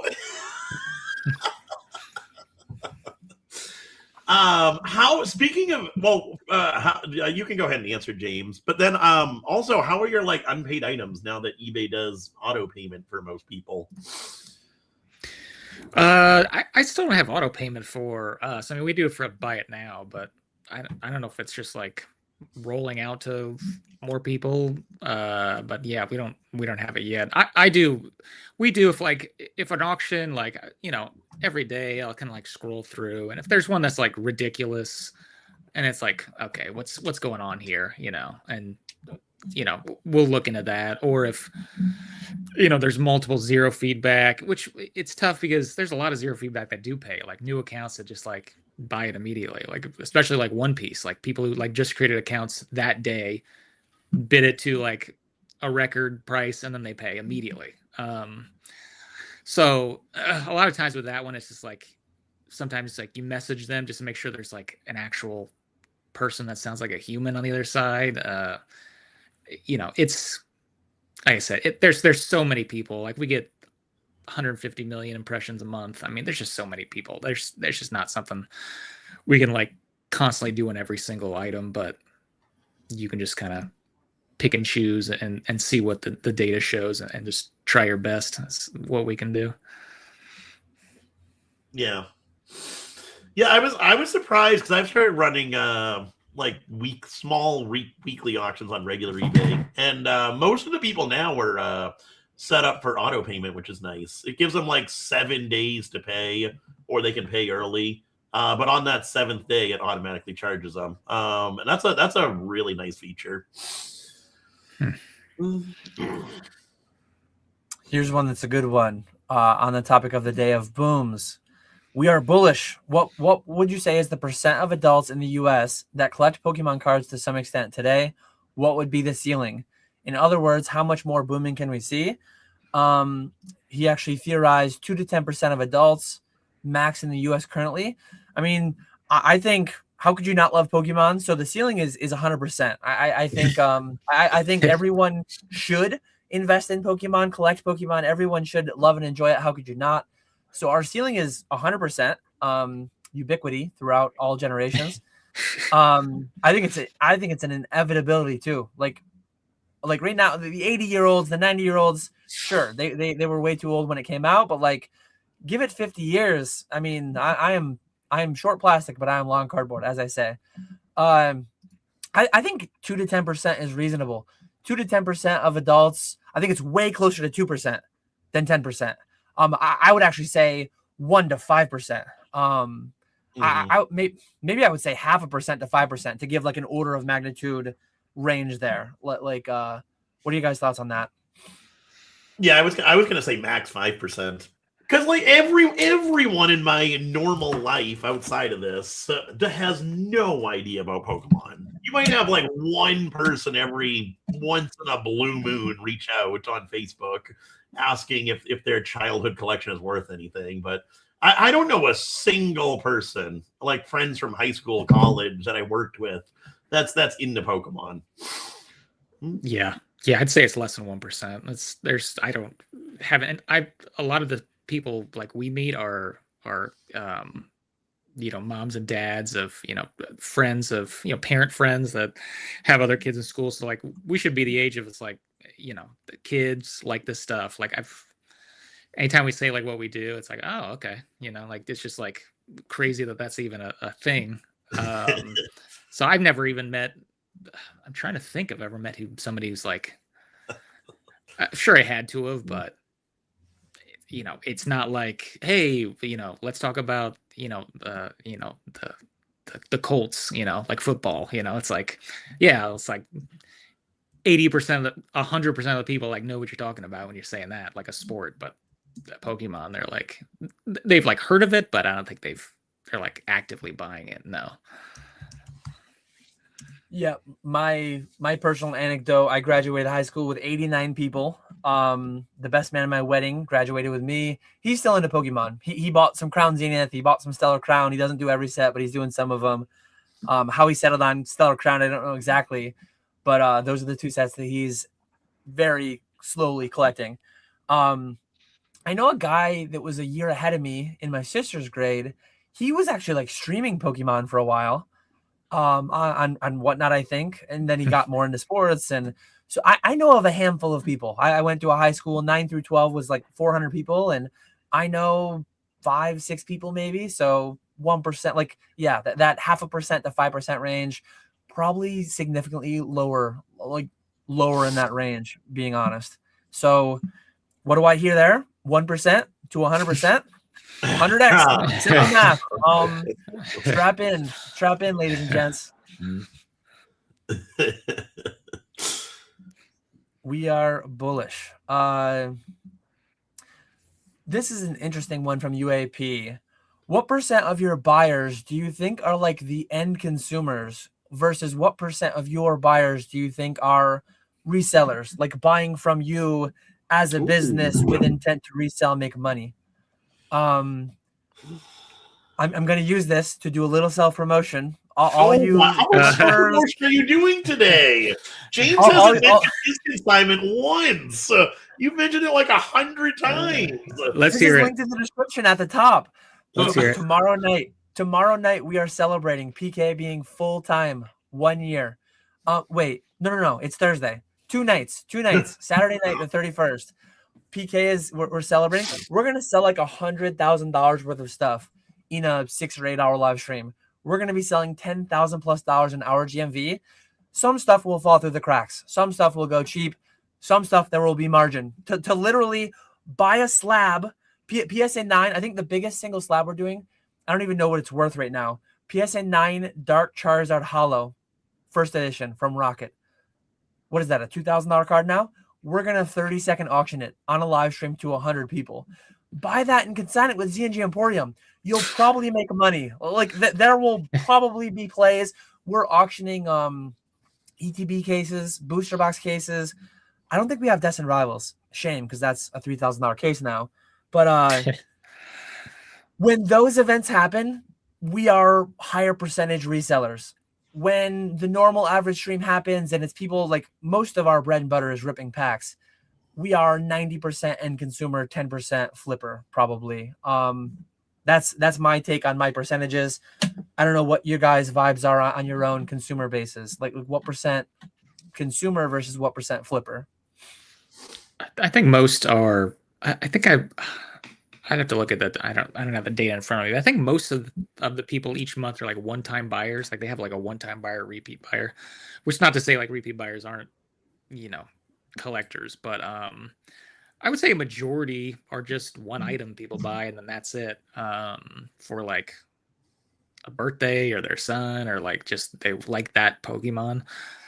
So I would say a majority are just putting in their collections. But I mean, we do get like someone who's buying 100 junk slabs at once. Like I know exactly where that's going. It's going to mystery bags or like there's definitely buyers who like buy specific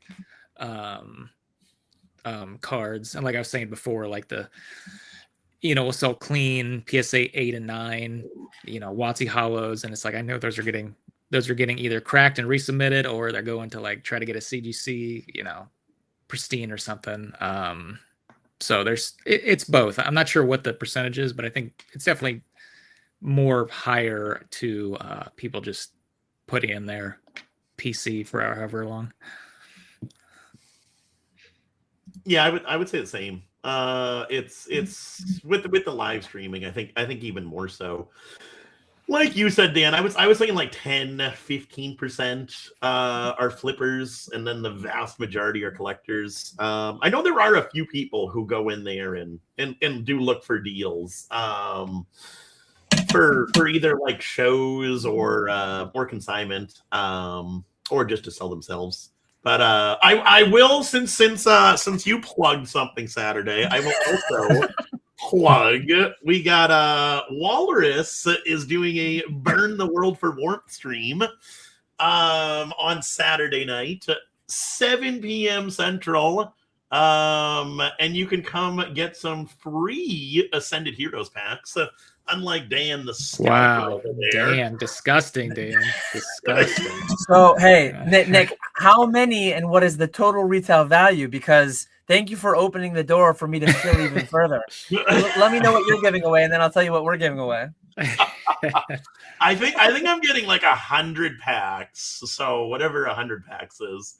$2,000 in total value. Yuck. Gross. In a boom? $2,000 in a boom? Wow. We're doing at least 2,500, maybe if we're feeling frisky. I'm gonna be actually in the chat having IPAs, not with PK. I'm gonna be home. So if I'm feeling frisky, I might say, hey PK, Walrus is only giving away $2,000 in retail product. Let's give away $5,000. Let's pump the number up a little bit. And we're actually going live 6:30 p.m. on Saturday night Eastern time. So we're going bright and early for the mega stream. So tune in. What else was I gonna say? I think I had something else to shill, but I forgot. Hopefully you'll remind me again, Nick. Oh yes, this is actually a good thing too. Fanatics and eBay, like please, for your own benefit, if you are a reseller, don't do this if you're not a reseller. But if you are a reseller buying items intended for resale, don't pay sales tax. Don't pay sales tax, because you know what happens? We do it. as the sellers, we pay final value fees on the sales tax you pay. So like James actually pays more money Good when you pay sales tax. Good. More. Just keep doing it. I want to pay more. Here's an interesting question. This would be a good way to like get into the number cleaner. I have the information to do it. I've never looked it up though. What percent of big eBay accounts that buy from you, greater than 1K sales and hundreds of items listed, still pay sales tax? Like on the 49 million, and I'm sure you don't have the number top of mind. Maybe it's something you wouldn't want to share publicly. But if I remember it, I'm going to ask you in the future, James, what percent of that 49 million did people pay sales tax on? Yeah, I don't know. I don't know what that number is. Man, not everyone is in love with spreadsheets like you. Well, eBay is awesome as far as like you can export one thing. It's 100,000 plus rows, right? You could export one sheet, and like literally, it's one column. Sales tax, like one column. You could just highlight the whole column. Did they pay $4 million in sales tax? You're gonna have your Oregon. You're gonna have your New Hampshire. You're gonna have Delaware, states that don't pay it anyways. So you won't get full insight into those, but like, I mean, you could filter for New York as being the final address, and we sold 10 million to New York, and we only collected 500,000 in sales tax. The rate in New York is actually 9%. So like you could calculate pretty quickly with a master spreadsheet on your sales, like what percent of your buyers are paying that. So it's a good way to figure out the answer to the question that UAP asked us that I didn't really think about. I want to say it was like on 49 million. It was like close to. I think I think you can look on a mobile. I think if I look at last year, taxes and government fees. That's the one. Yeah. Yeah. 2 million. 2 million and 3,000. Yeah, 2 million. 2.3 million. So that's only like 4 point something percent. Yeah, something like that. There's probably a lot of resellers then buying from you. I bet there's a decent bit of people sending to the vaults too. Yeah, that's a big one. That is a big one. Yes. So yeah, it'll be a lot of people shipping to their PSA vault, not paying sales taxes, shipping to their Fanatics vault, not paying sales taxes. But this says right here, the average combined state and local sales tax in the U.S. is about 7.5%, and the effective rate that James saw through his consignments is closer to about 4.5%. So some combination of resellers not paying it, some combination of people avoiding / evading it through the use of vaults, I guess, too. Let's see. That's interesting. Wait till Dan learns how to actually code. Oh man, would be nice. I do need to figure that out one of these days. Let's talk about this real quick, if you don't mind, James. In one of your videos, you were saying how you wanted to build like a platform to on like the back end of consigners, so they can see their payout or how much their auctions are at, what they're getting paid out, adjust the buy now pricing. What is something like, if you don't mind sharing, like very roughly, what is something like that cost to build out? Because Walrus and I were talking about this, and I said, I bet you could build it for, not knowing anything about this, just throwing out random numbers. I said it'd probably be like 100 to 200,000.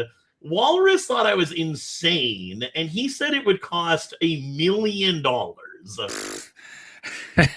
Well, I think it costs significantly less than both of those. It's not. I mean, it's not fancy. I mean, it's just like it has your items and it's listed there, and you click on eBay, and it'll have. If you want to download a CSV of what it is, you can do that, and then it has all your payments. So it's not too hard, but it's significantly less than that. We're actually to the final stage. Really, all I have to do now, because it's all kind of there, is that I have to.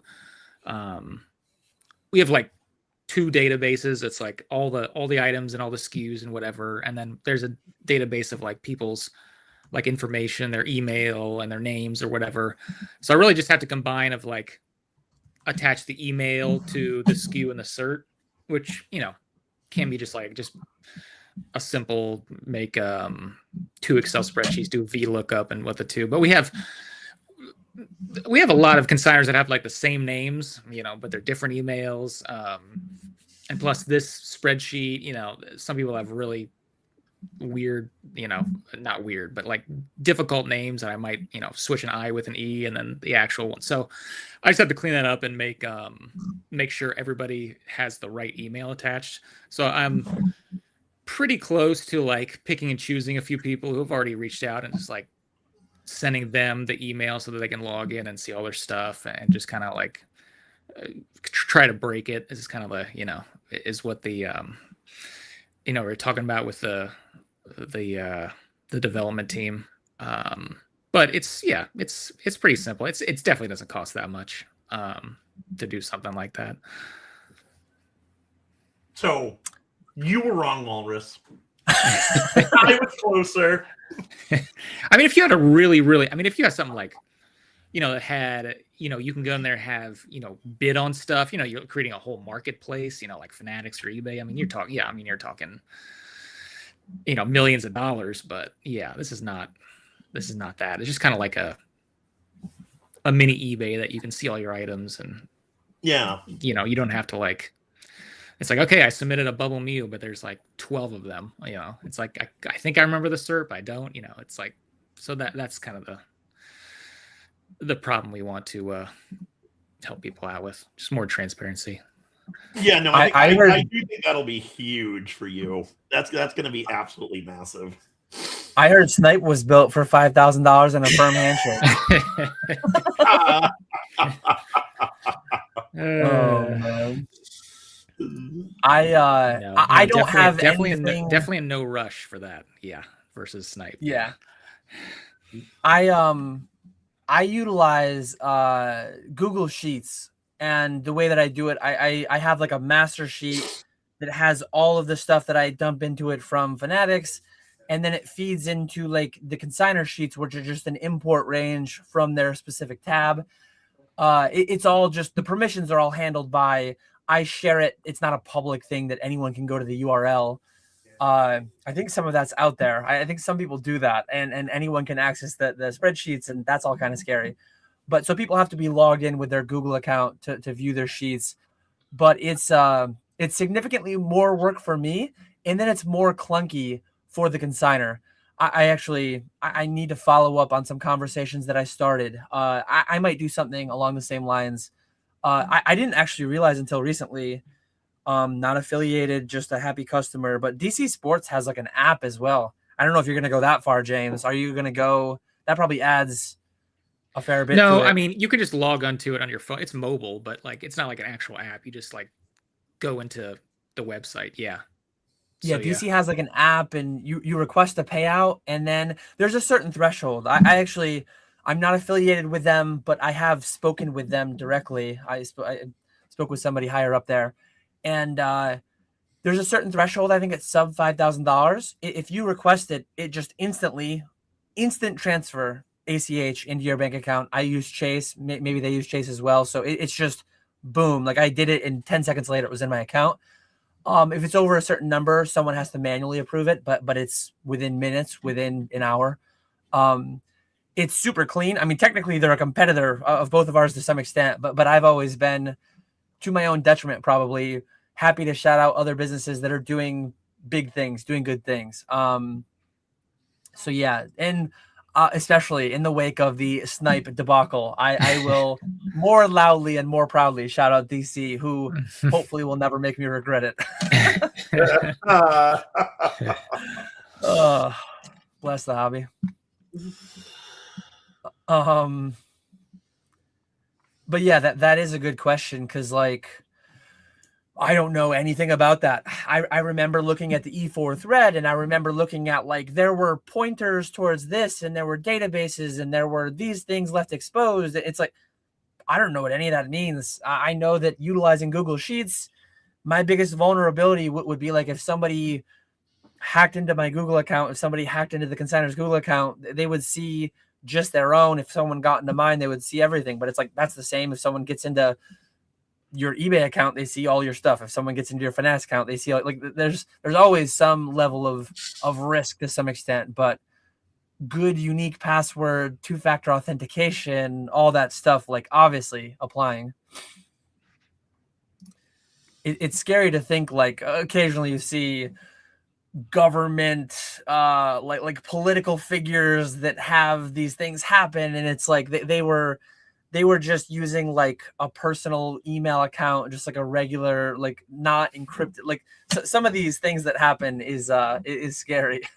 And then a decade ago or whenever that was, the Equifax breach, hundreds of millions of people's social security numbers just full dumped. Like, what a world! What a world!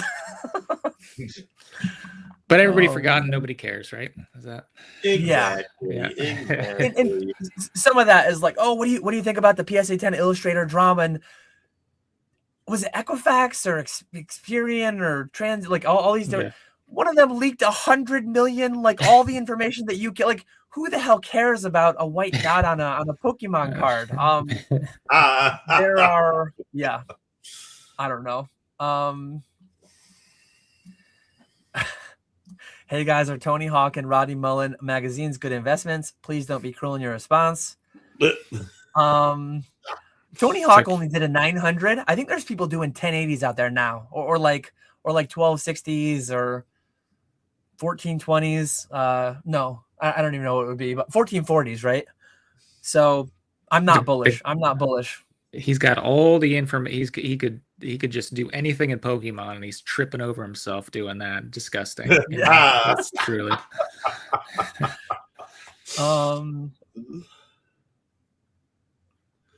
Zara Lurking wants to know, what are some new strategies you've tried implementing into your business to help tackle the increase of slabs you're consigning?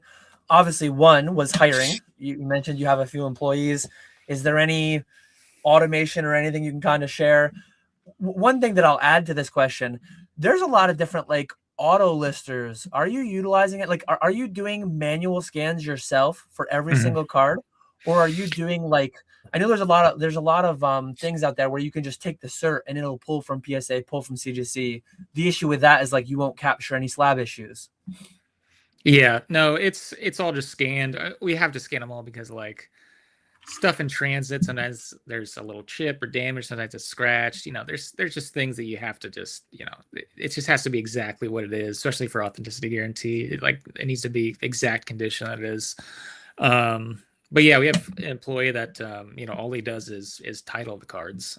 So we don't do that. I mean, I know there are programs that can like scan the cert and kind of make a title, and even eBay has kind of like AI things to where they can make certain titles, but it's not perfect yet. And I just rather do it ourselves because there are nuanced things that aren't on the slab, aren't on the title of the the actual label that needs to be added.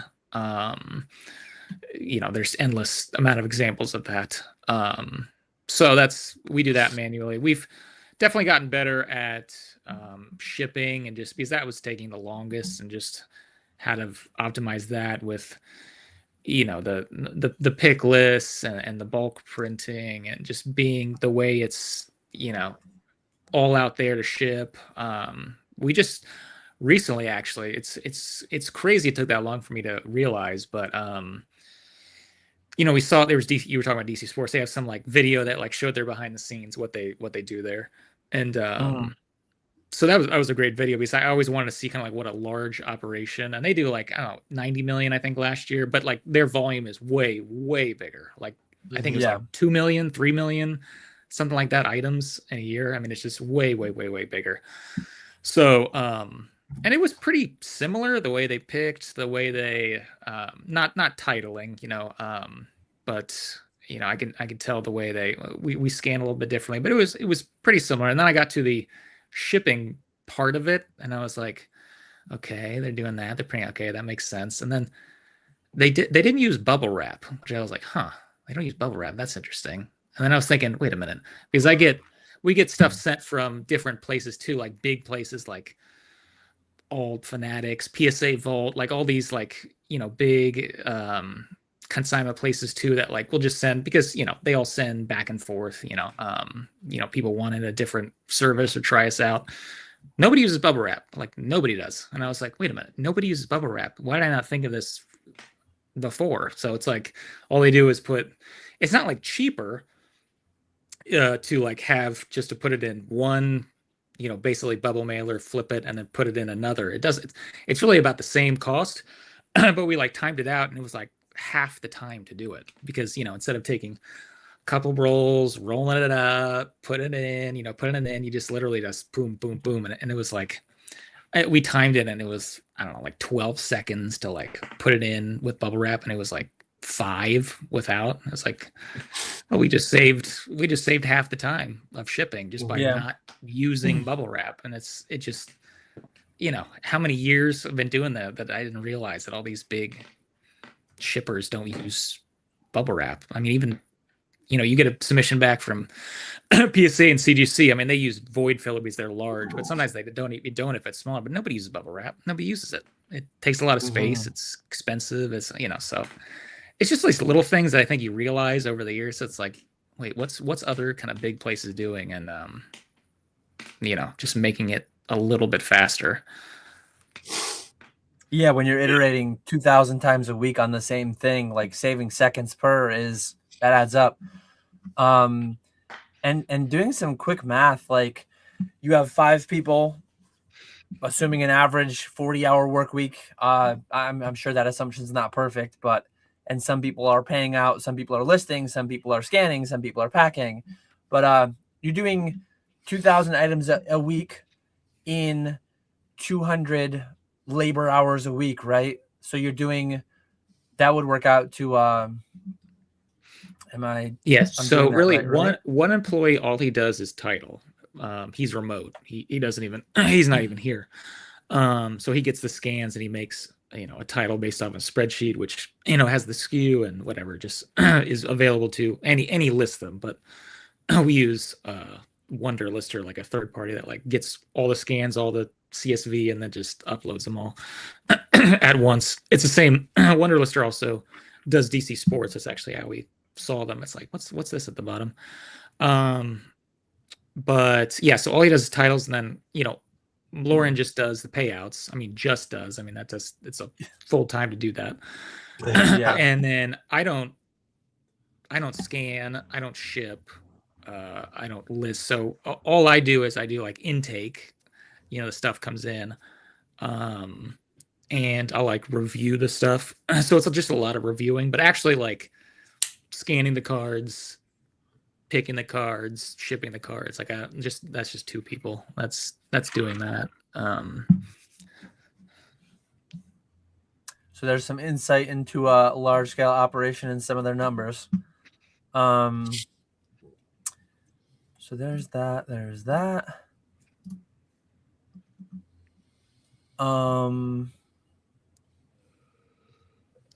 Here we go. Midicent wants to know, I made the video on quitting my job. You made the video on quitting your job and the boom. And so Midicent wants to know, did the first edition base set box sale to Logan Paul set you up for financial independence independently of Pokemon, or was it mainly to give you capital / buffer to quit your job and pursue full-time in the hobby? Yeah, it definitely didn't give me financial independence. It did pay off our house in Phoenix when we were there. So that was kind of the biggest thing. Like it was enough to cover that, but like, day to day, your whole life, anything else wasn't. So yeah, it was, but it was definitely, a really good first step to really building, a business, and having that to where you can focus on other things was a big thing. But no, it definitely didn't. I think after I traded all the boxes, all the Neo first boxes, which were like, I don't know, I think they were worth like 70 something thousand, 80,000. Traded it for that box and then sold it for 325. So 325 minus 70 something. So it was like 200 something, and then plus taxes on top. So, probably after all said and done, it was low 2s, high 1s, whatever the after taxes was kind of the main, sale of that. So definitely not millions of dollars to just kind of sit back for the rest. Would be nice though. It's you interesting. It's gone up since then. I think the Neo boxes. That's what I was going to say. I think the Neo boxes and everything you traded would have been performing a lot better than having kept just the first base box. I think so too. Yeah, that is true. Yeah. I mean, I think it was 2. They were all first edition. 2 Neo Destiny, 2 Rev, 3 Discovery, and 4 Genesis. I think. Yeah. So I think they're worth about the same at that time. But yeah, I definitely think you're right. I think those are definitely worth more now. Yeah, I don't even know what those boxes go for right now. I'm trying to look at one place that usually has a bunch of them. Yeah, it's I hard don't to think they tell. have Like any of they those kind of boxes don't available. sell. Yeah, Yeah. crazy. Yeah. Crazy. When will I be able to add booster boxes to my IRA? There are people trying to make that a reality as we speak. I guarantee it. As everyone says, the old CAGR, the old compound annual growth rate, puts the S&P 500 CAGR to shame. So why would you not?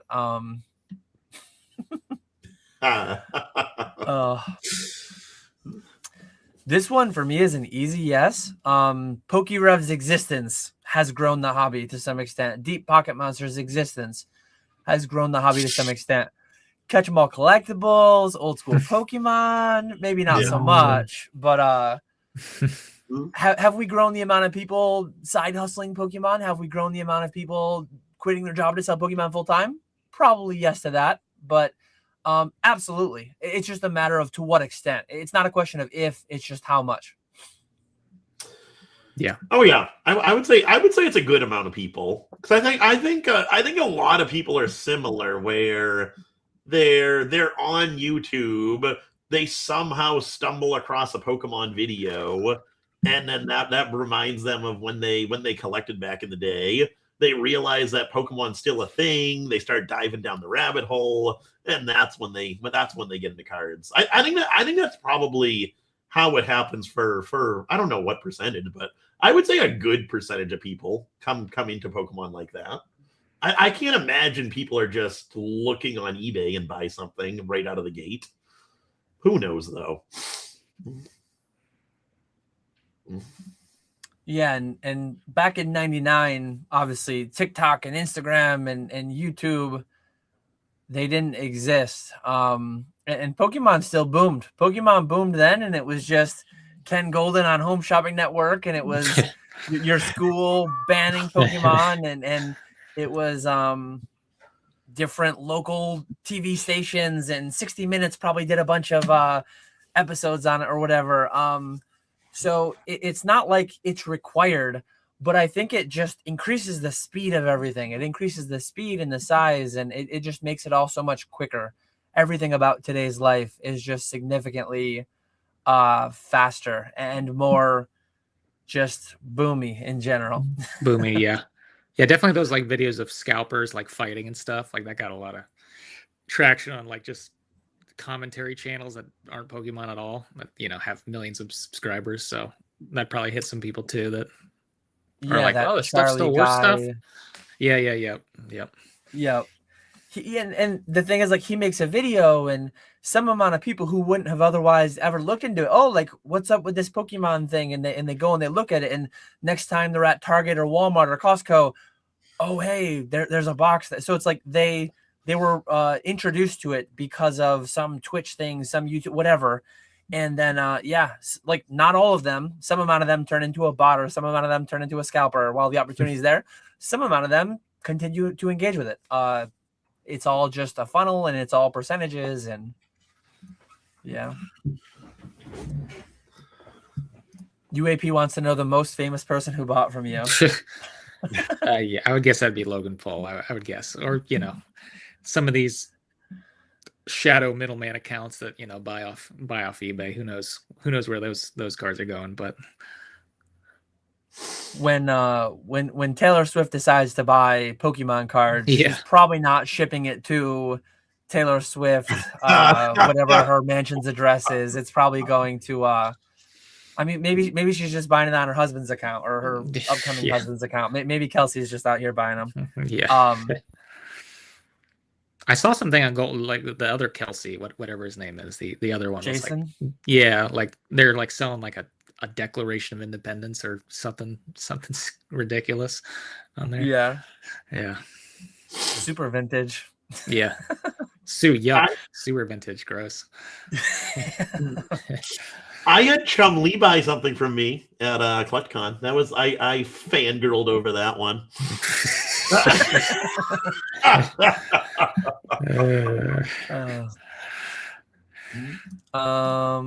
Let's see. Herblore wants to know if you've had any buyout offers. Have you had anybody come in swinging with some big numbers trying to buy the whole operation? Nope. Nobody come for the operation. Sometimes I told KM, I said, just tell Natty T, just what his number is, just buy it out.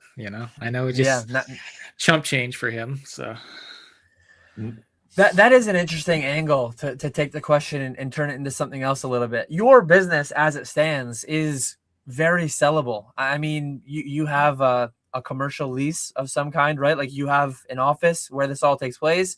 You have employees. You are integral to the business. You are the name and the face when you're in your YouTube season of the business, right?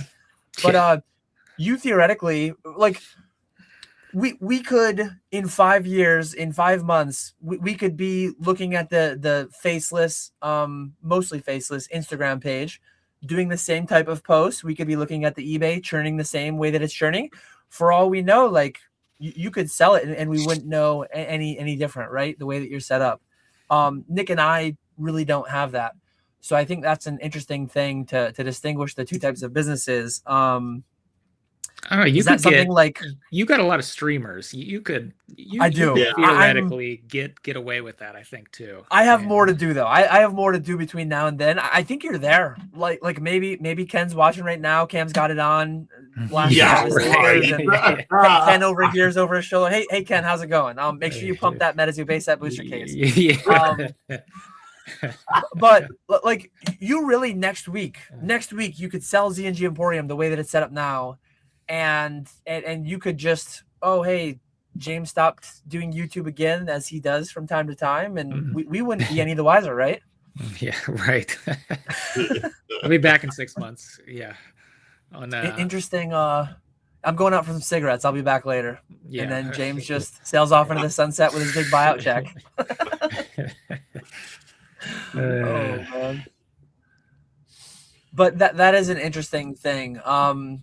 Do you have an end game? Is it always just more good capitalist, IPO, going public? Public. Yeah. Just keep going. Yeah.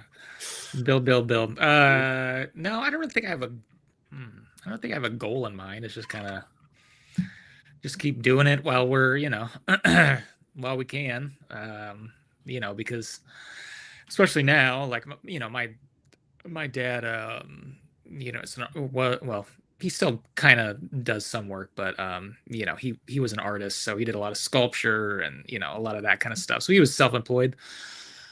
So I was growing up, and it's like it was either feast or famine. It was either you were too busy and it was like stressful how busy it was, or it was like there's no business and it was like stressful because it's like where's the next thing coming. So especially now, especially when we're booming, like just keep it going, because who knows what the next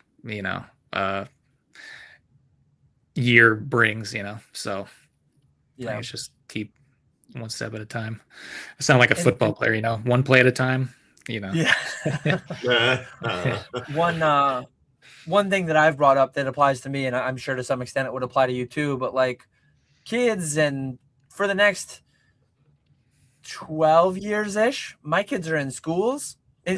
So like I'm fairly and my wife, I've told her she could take on a bigger role here. She could quit her teaching job any day she wants to. It's there, but I think she likes teaching at the school that my kids go to. So for the next 12 years, it's like I never want to do nothing. I'm here. I enjoy this stuff. I'm good at it. We're booming. I'm making good money. So it's like, why would I stop anytime too soon? I can't envision any scenario in which I would be done within the next 12 years. Who knows? Maybe 12 years from now, the kids want to take over the keys and they want to take it. Like maybe I fully am done with it all in 12 years because the kids inherited and I just help minimally oversee all that. But it's hard to forecast out so far because I've only been here. Well, I've been here for 12 years in Pokemon, 5 years full time, going on soon.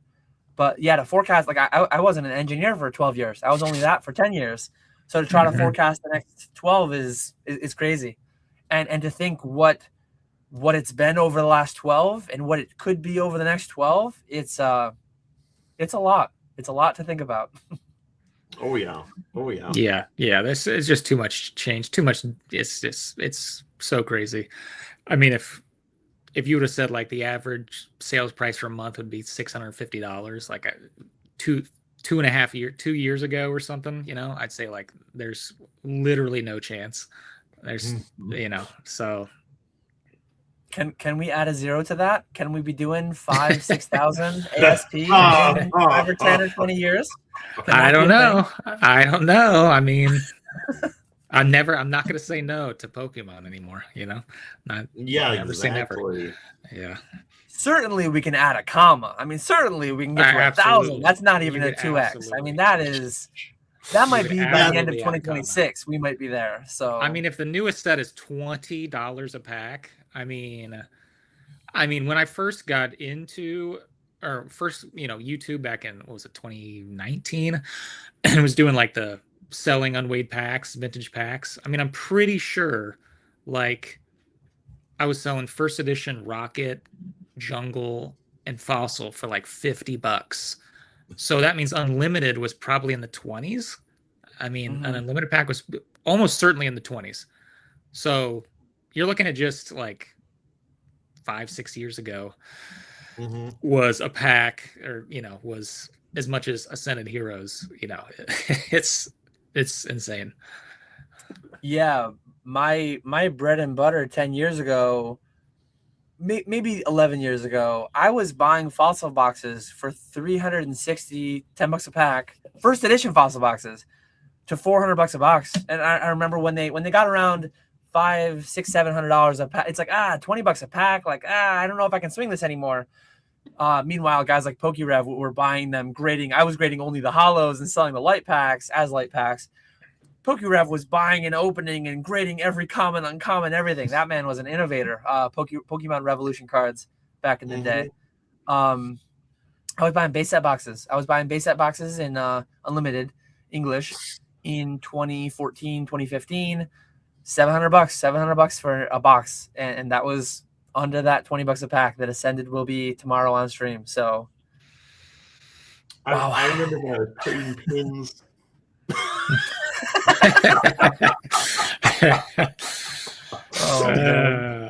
Wow. Oh, here we go. This is a good point.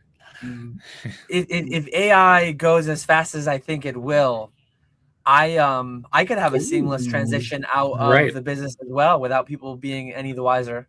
Yep. So that is even as the voice, right? Even as the voice, you can do. Yeah, voice only is already there. Like voice only, it's kind of scary.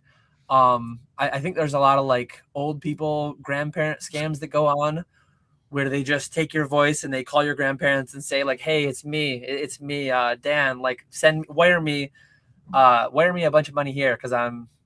That stuff's kind of scary. Wasn't there some like Pokemon supposed thing that happened in that? They impersonated the guy and they got the parents or somebody.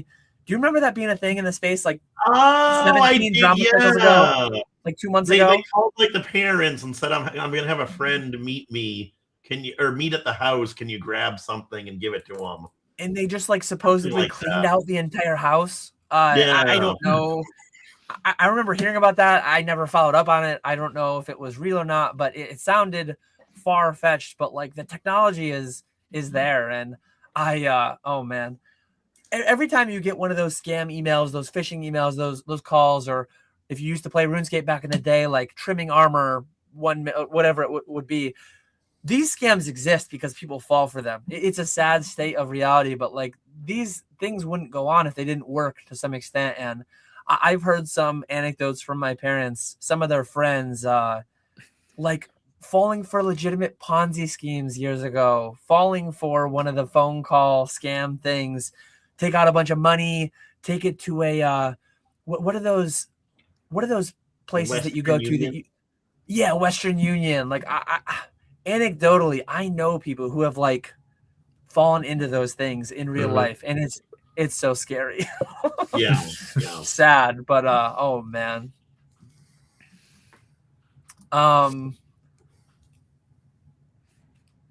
What's the estimated value on your individual brands? If you IPO'd tomorrow, what would the value be put at in your IPO?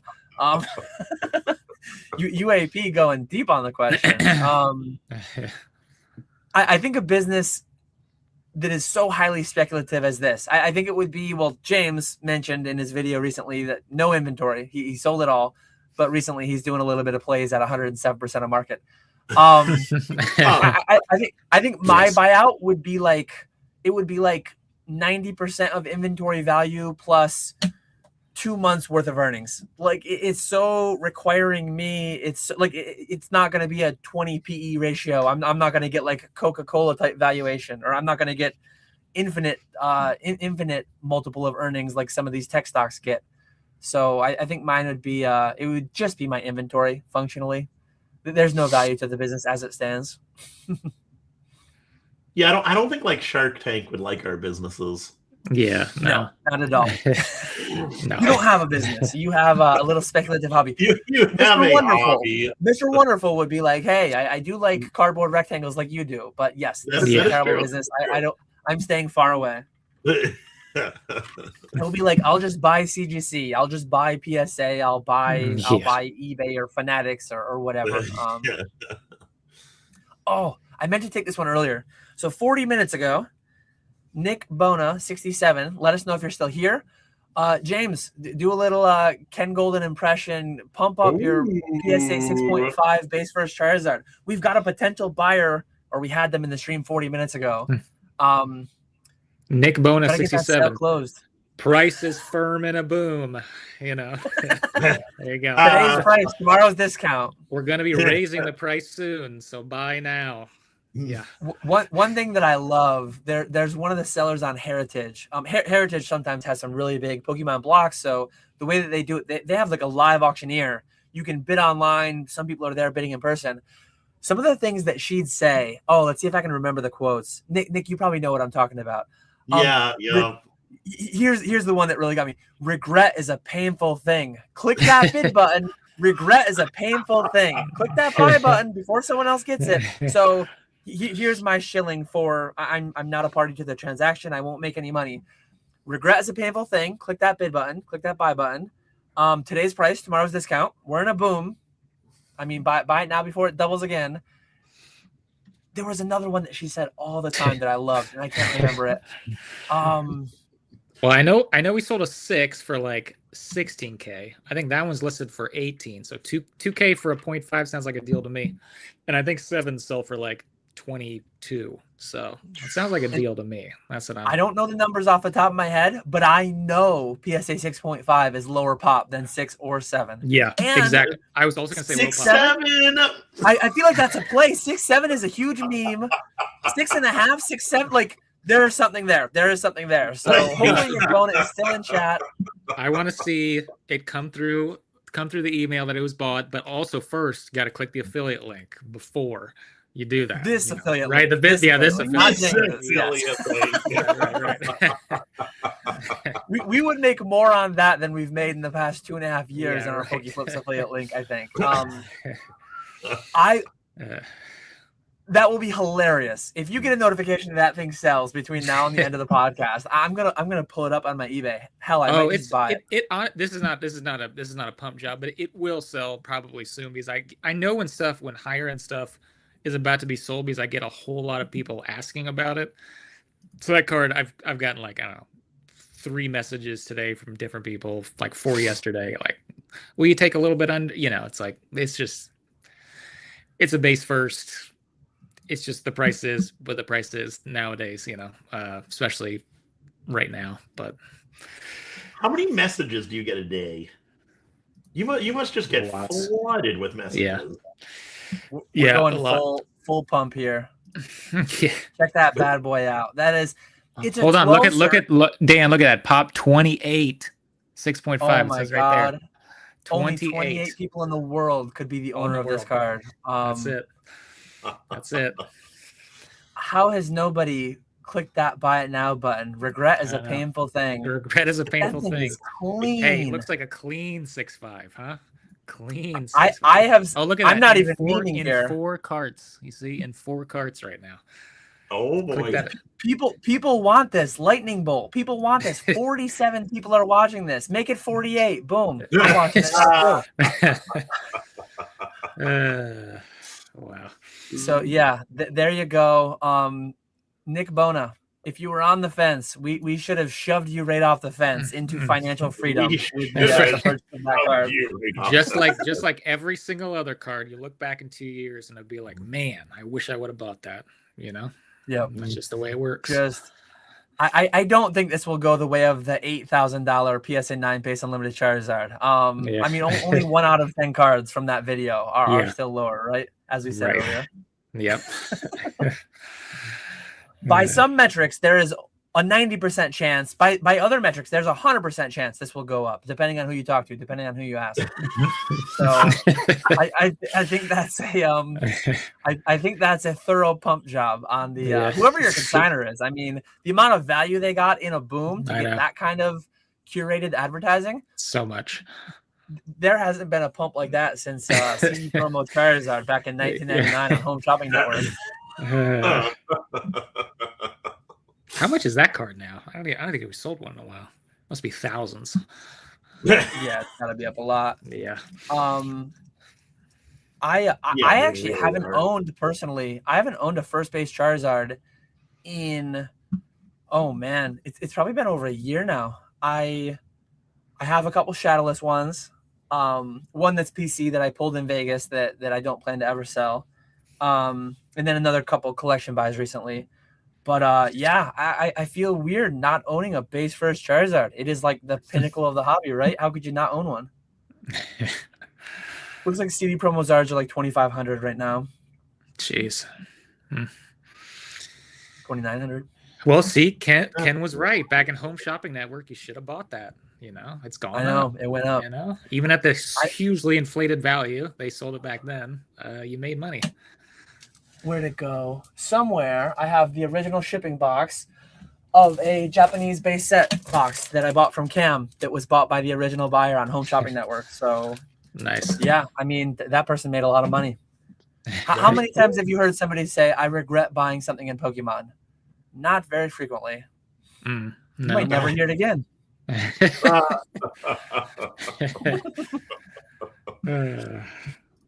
James, how bad was your first interaction with these two plebs, and what was it?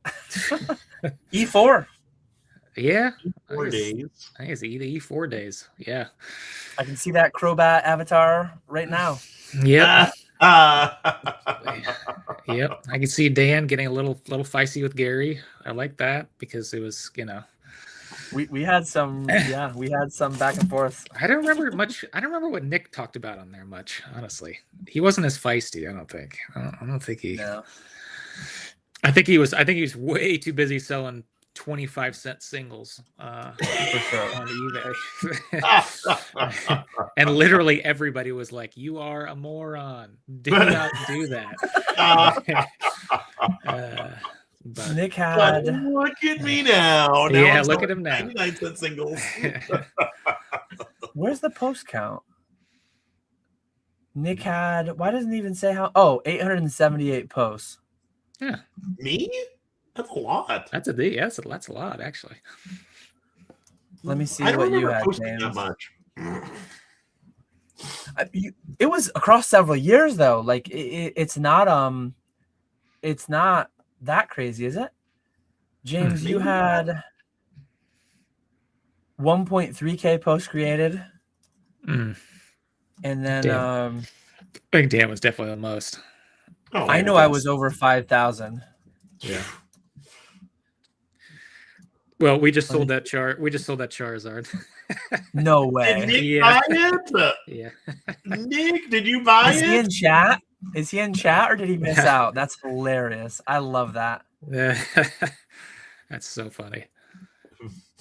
I was actually going to be fairly upset if it didn't happen by the end of the podcast, but just it like happening within minutes. I mean, we just added 17K of GMV to ZG Emporium. So I would give you a finder's fee, but Lauren already gave a $49.99. We'll consider that our finder's fee. I mean, that's hilarious. So I said at the outset that we were going to make a dime a piece. We are booming so hard that Nick and I make $25 a piece. James makes whatever he makes on a $17,000 buy it now sell.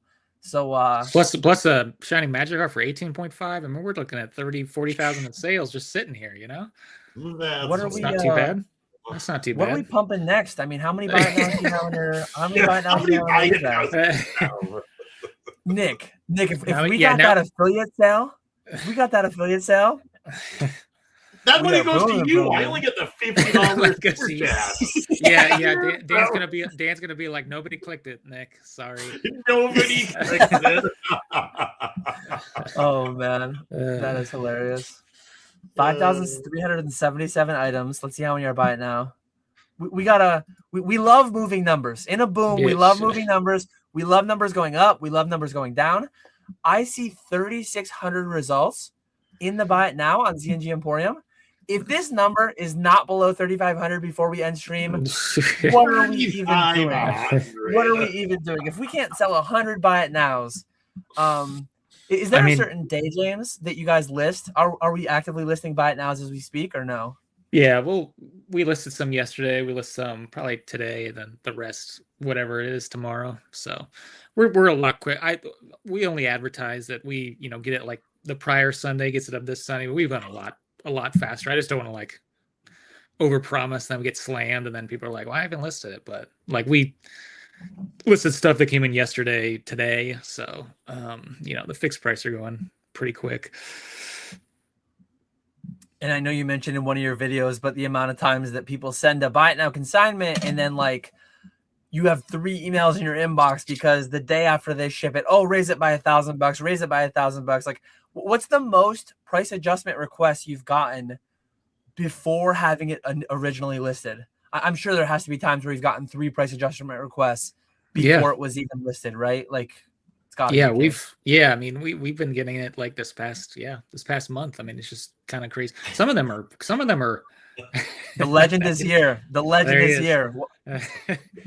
Hey, we on those high end stuff that's like over a few $1,000s. We ship UPS next day air. And it costs us $25. So I'm actually losing $15 on that $9.99. Which link do I click?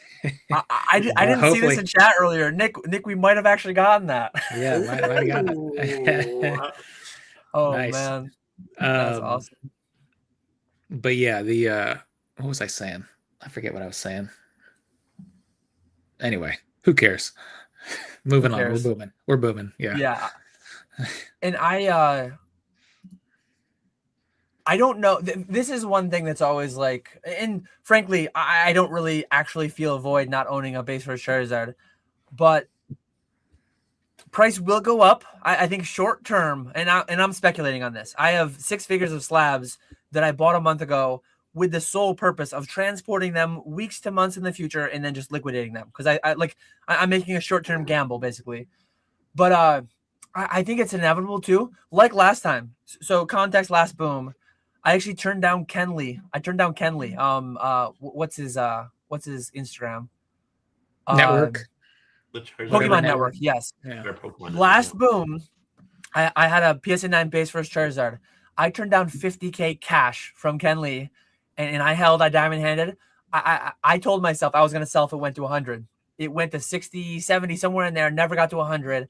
50K was like public numbers. It was about the peak. I think it might have had a couple in the high 50s. I definitely heard of a couple private around 60, but I said no.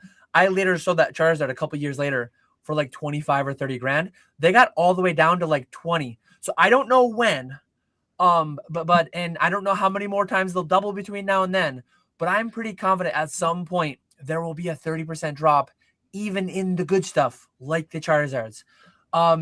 Is that 6.5 Charizard going to go to 50 grand and then only drop 20% to 40 grand?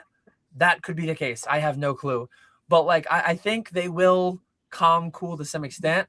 But right now it's like, if you think you got to have one, it's a hard determination to make. Should you buy it today? Should you gamble on how much it's going to go up, how much it's going to go down? And that stuff's just too rich for my blood, generally speaking. I likely in the future I will own a PSA or even a base first Charizard of some kind. I'll probably never own another 9. I'll probably never go that high again. I actually would love, and it's crazy that it's like 15 grand now or 20 grand now, but the first PSA submission I ever sent, back when you used to get 15 CC free, 15 Collectors Club vouchers. I graded a PSA 5 base first Charizard in a collection that I bought on eBay for $1,000. I graded a base first Charizard from that lot, and I sold the Charizard for what I paid for the whole lot, about $1,000. And I would love to get not just a 5. I want that 5. I haven't put up searches yet for it, but at some point I'm going to put up a search on eBay, and I'm going to try to find like that same cert. I want the old cruddy 2 cert that I graded myself originally back in the day. It's probably sad it's answer. Probably cracked in a 10 now. It's probably cracked out, and it's probably a CGC 7 or a BGS 6.5. Yeah, or like it's probably, or a That's PSA true. 7 and a 12 cert. Like I probably can never get it, but my white whale. That's so funny. That's like the same. Like my first one was like, it was like $800 something, a really beat up one. I think I graded like a 5. I think mine was a 5 too. Yeah, but sold it for like $850, made $50. You know. Yeah, that's mine was part of a. Mine was a bigger collection. Mine wasn't just that, and it was nice because like that paid for everything basically. I bought and sold that, and that was like the rest of the lot for free. That was back when my bankroll was $5K. I started everything with $5K, and so that was 20% of my bankroll that I put on that one collection.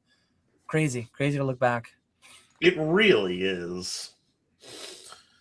And you thought you were killing it back then with that sale. I know. Nick said, "I'm a gambler. I'll sell it at 30K or never." You'll love to see it. Oh boy! Oh, nice.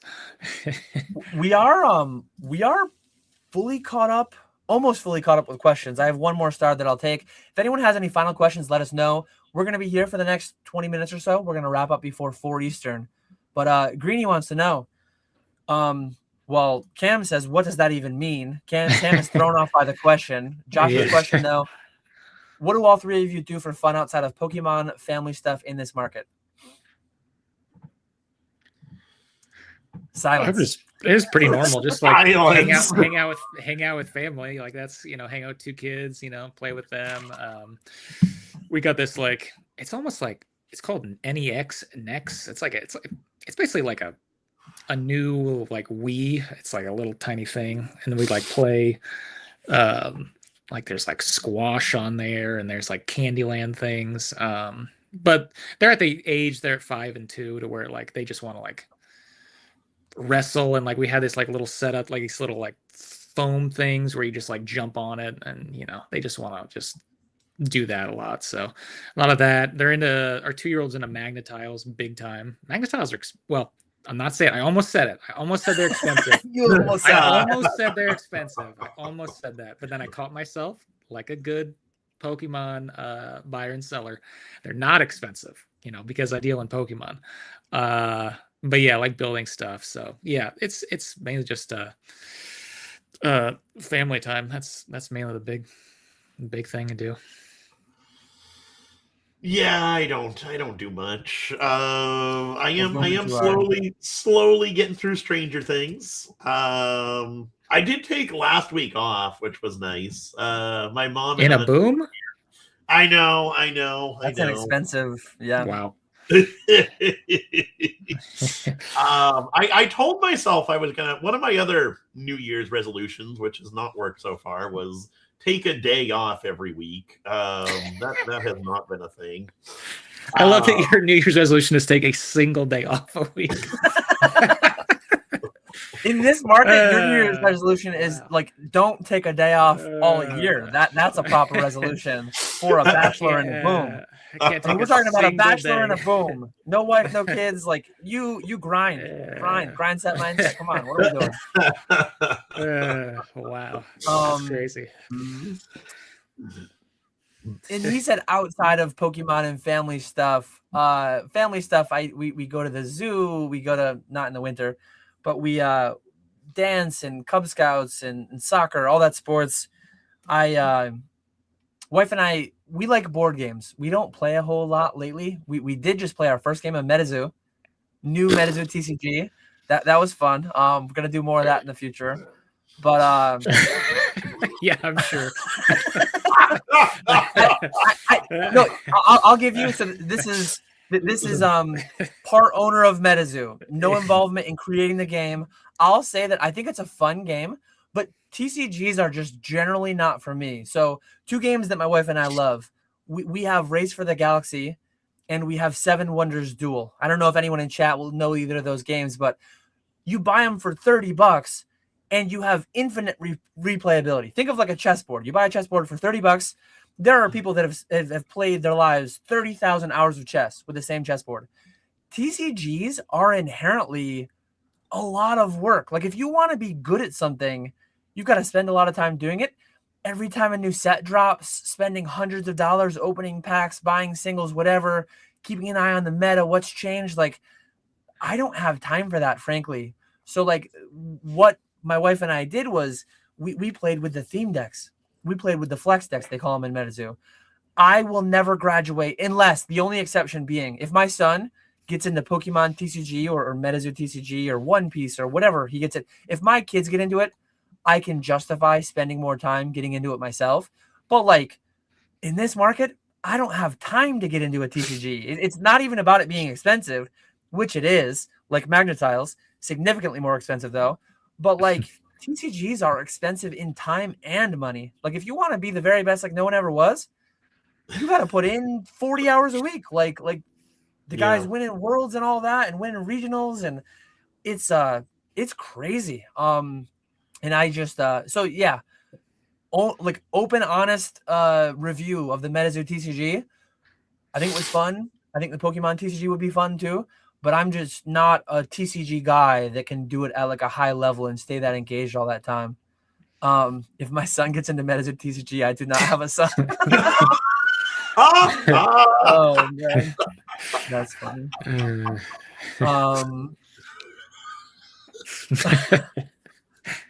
This is actually an interesting one from Mr. Salty Pickle. I actually completely forgot about that. Extended bidding was going to be a thing. They were going to be. Yeah, they were going to be rolling that out. Have they ever done that, or what happened with that? No, I don't think so. You know, eBay, like any huge publicly traded company, you know, it just takes a long time for anything to get through. So I don't know. I haven't seen it on our stuff.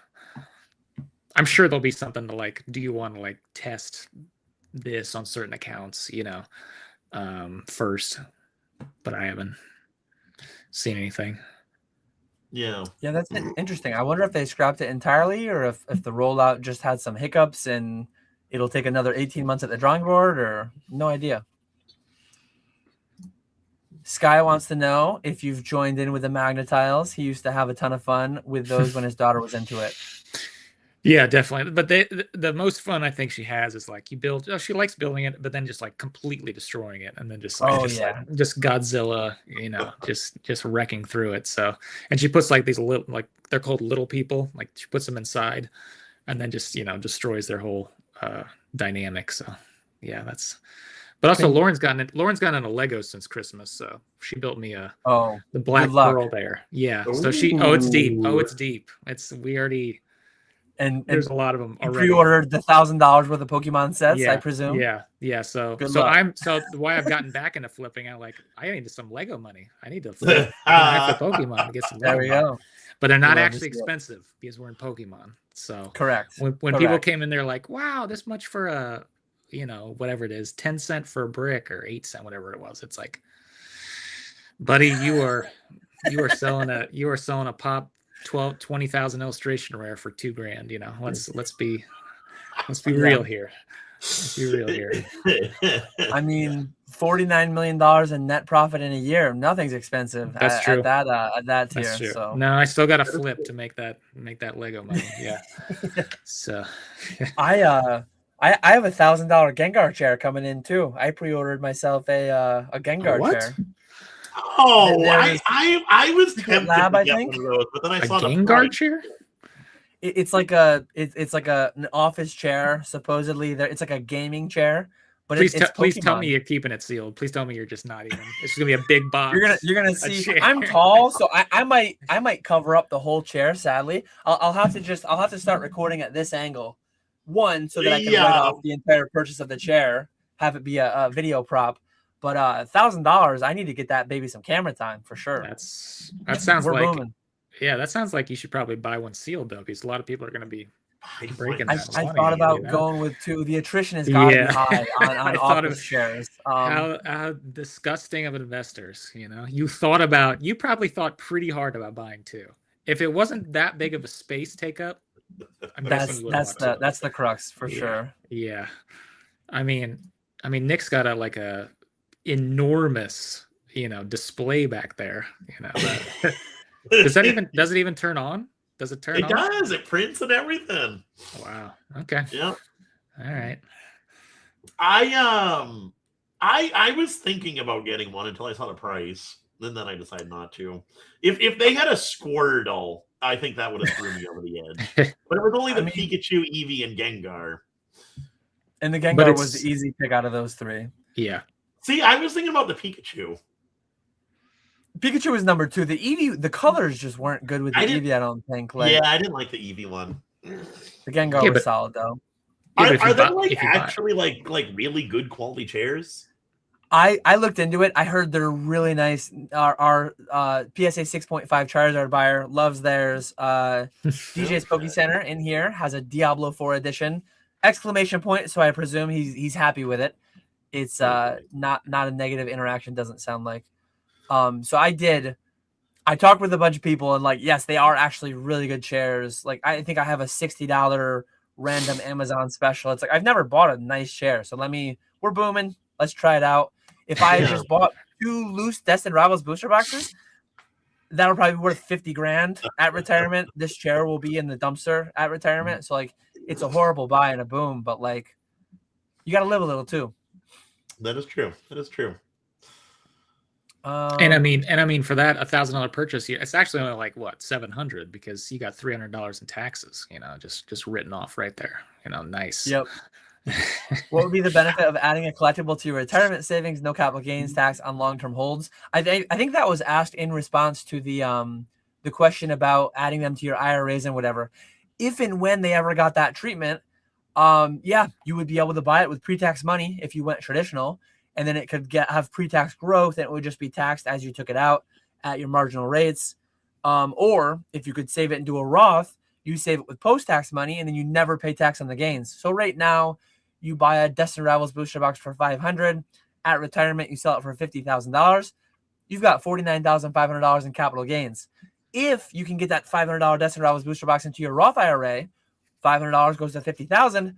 Boom, $50,000 tax free. Then you're really crushing. So I just saw Nick's eyes just glaze over the whole time. He's just shoot me now. He's you have not seen right now, Pokemon investments cannot go into a 401k or IRA. Wait till you see how these buckets change once that changes. If that changes, we are going to really be booming then. We're going to be really cooking.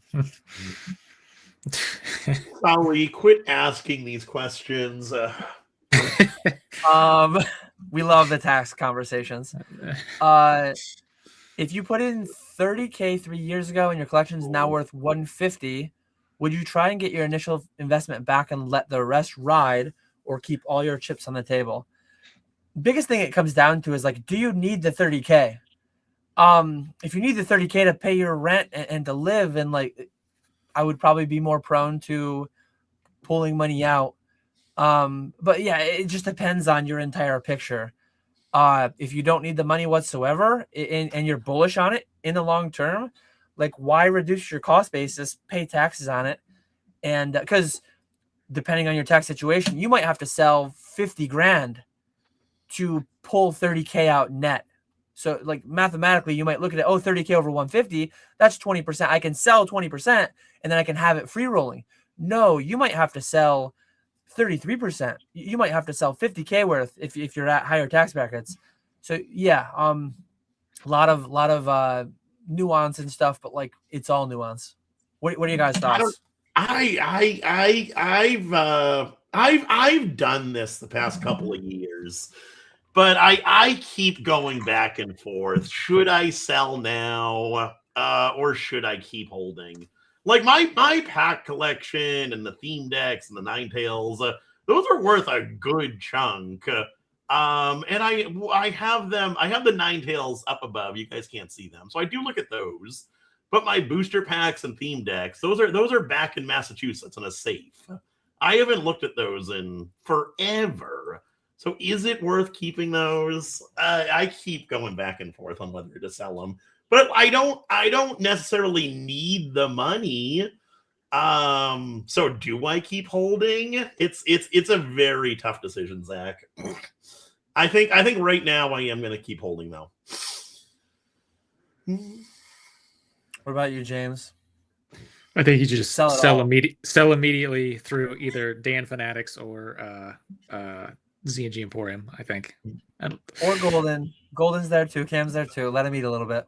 Yeah, right. Go Kenny G's not even enough. so tomorrow, 50K goes out to KetchumAllCollectibles, 50K goes out to Z&G Emporium, and 50K goes out to Golden. And then now you've got 150K to just really go to town with. We're booming. Buy, sell. Flipping beats investing every time if you're a real grinder, right? Mm-hmm, right. Be like Nick. Don't take a single day off. Yeah. In this market, if your New Year's resolution was not to take 0 days off in 2026, I don't know what you're doing. You don't realize the extent to which we're booming. That is true. If you don't have kids or a significant other, like, and you're not grinding 24/7, like, I don't know.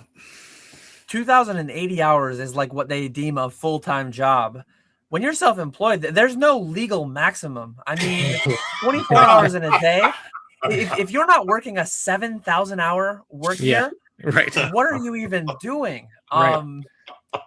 It's funny because like everything is some percent meme, some percent serious. This is only 2% meme and 98% serious. If I were 22, no wife, no kids in this market, I would have quit my job yesterday. I would skip college. I would be in this. I would be, oh man.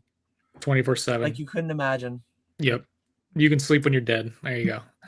No, I need my beauty still. I still need my solid sleep. Cam will take a PSA 10 illustration rare just to get something on the board today. Cam, I'll shoot you an email. I'll shoot you an email before the work whistle blows at 4:30 p.m. I think I got a couple torrential tides and secret shadows cases I can send you. Oh god. Oh man. Ask if Ken takes pallets of Metazoo. There we go. I'll just drop ship it right from eBay. Those $1,000 pallets they were auctioning. Yeah. Drop ship it right to Golden. He'll have the little red warning symbol, be like, guys, big news,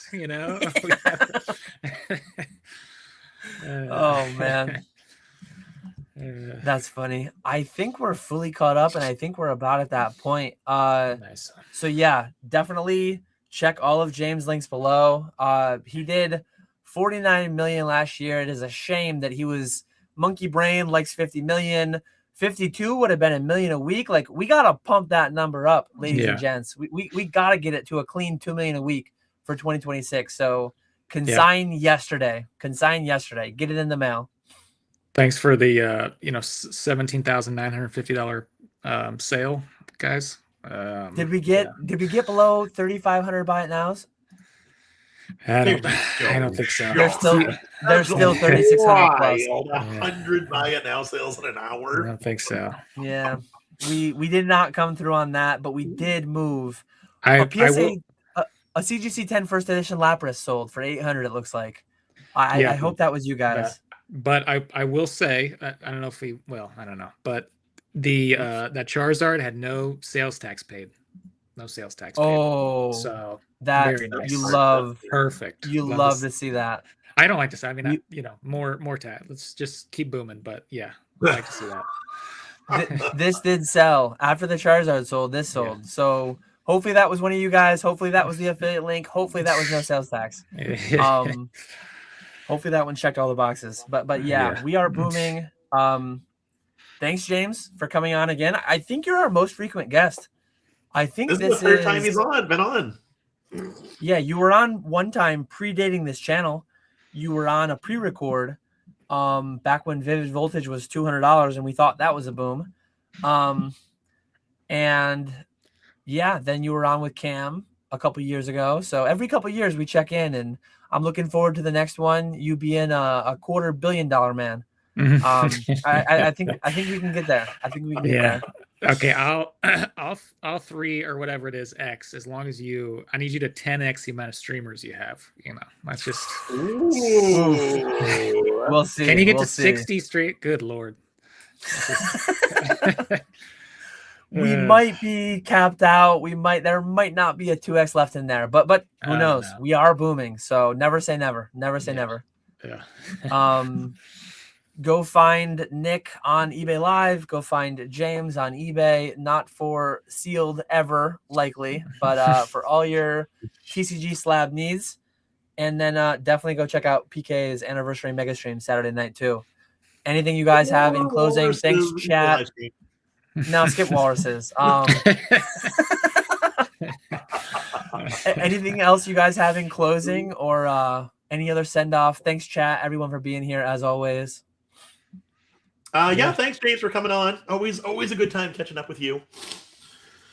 Yeah, it's been good. No, I got nothing else, and yeah, we're booming, and let's keep booming until there's no boom, and then we'll take the day off, right? Then we'll take the days off. That is when we rest. We rest when there's no boom. Yeah. We do not rest with $49 million in sales. Right. That now is not the time. There's a time and a place for everything. Resting, it is not the time. This is not the time nor the place. But yeah, as always, we appreciate you all watching. We will catch you all later.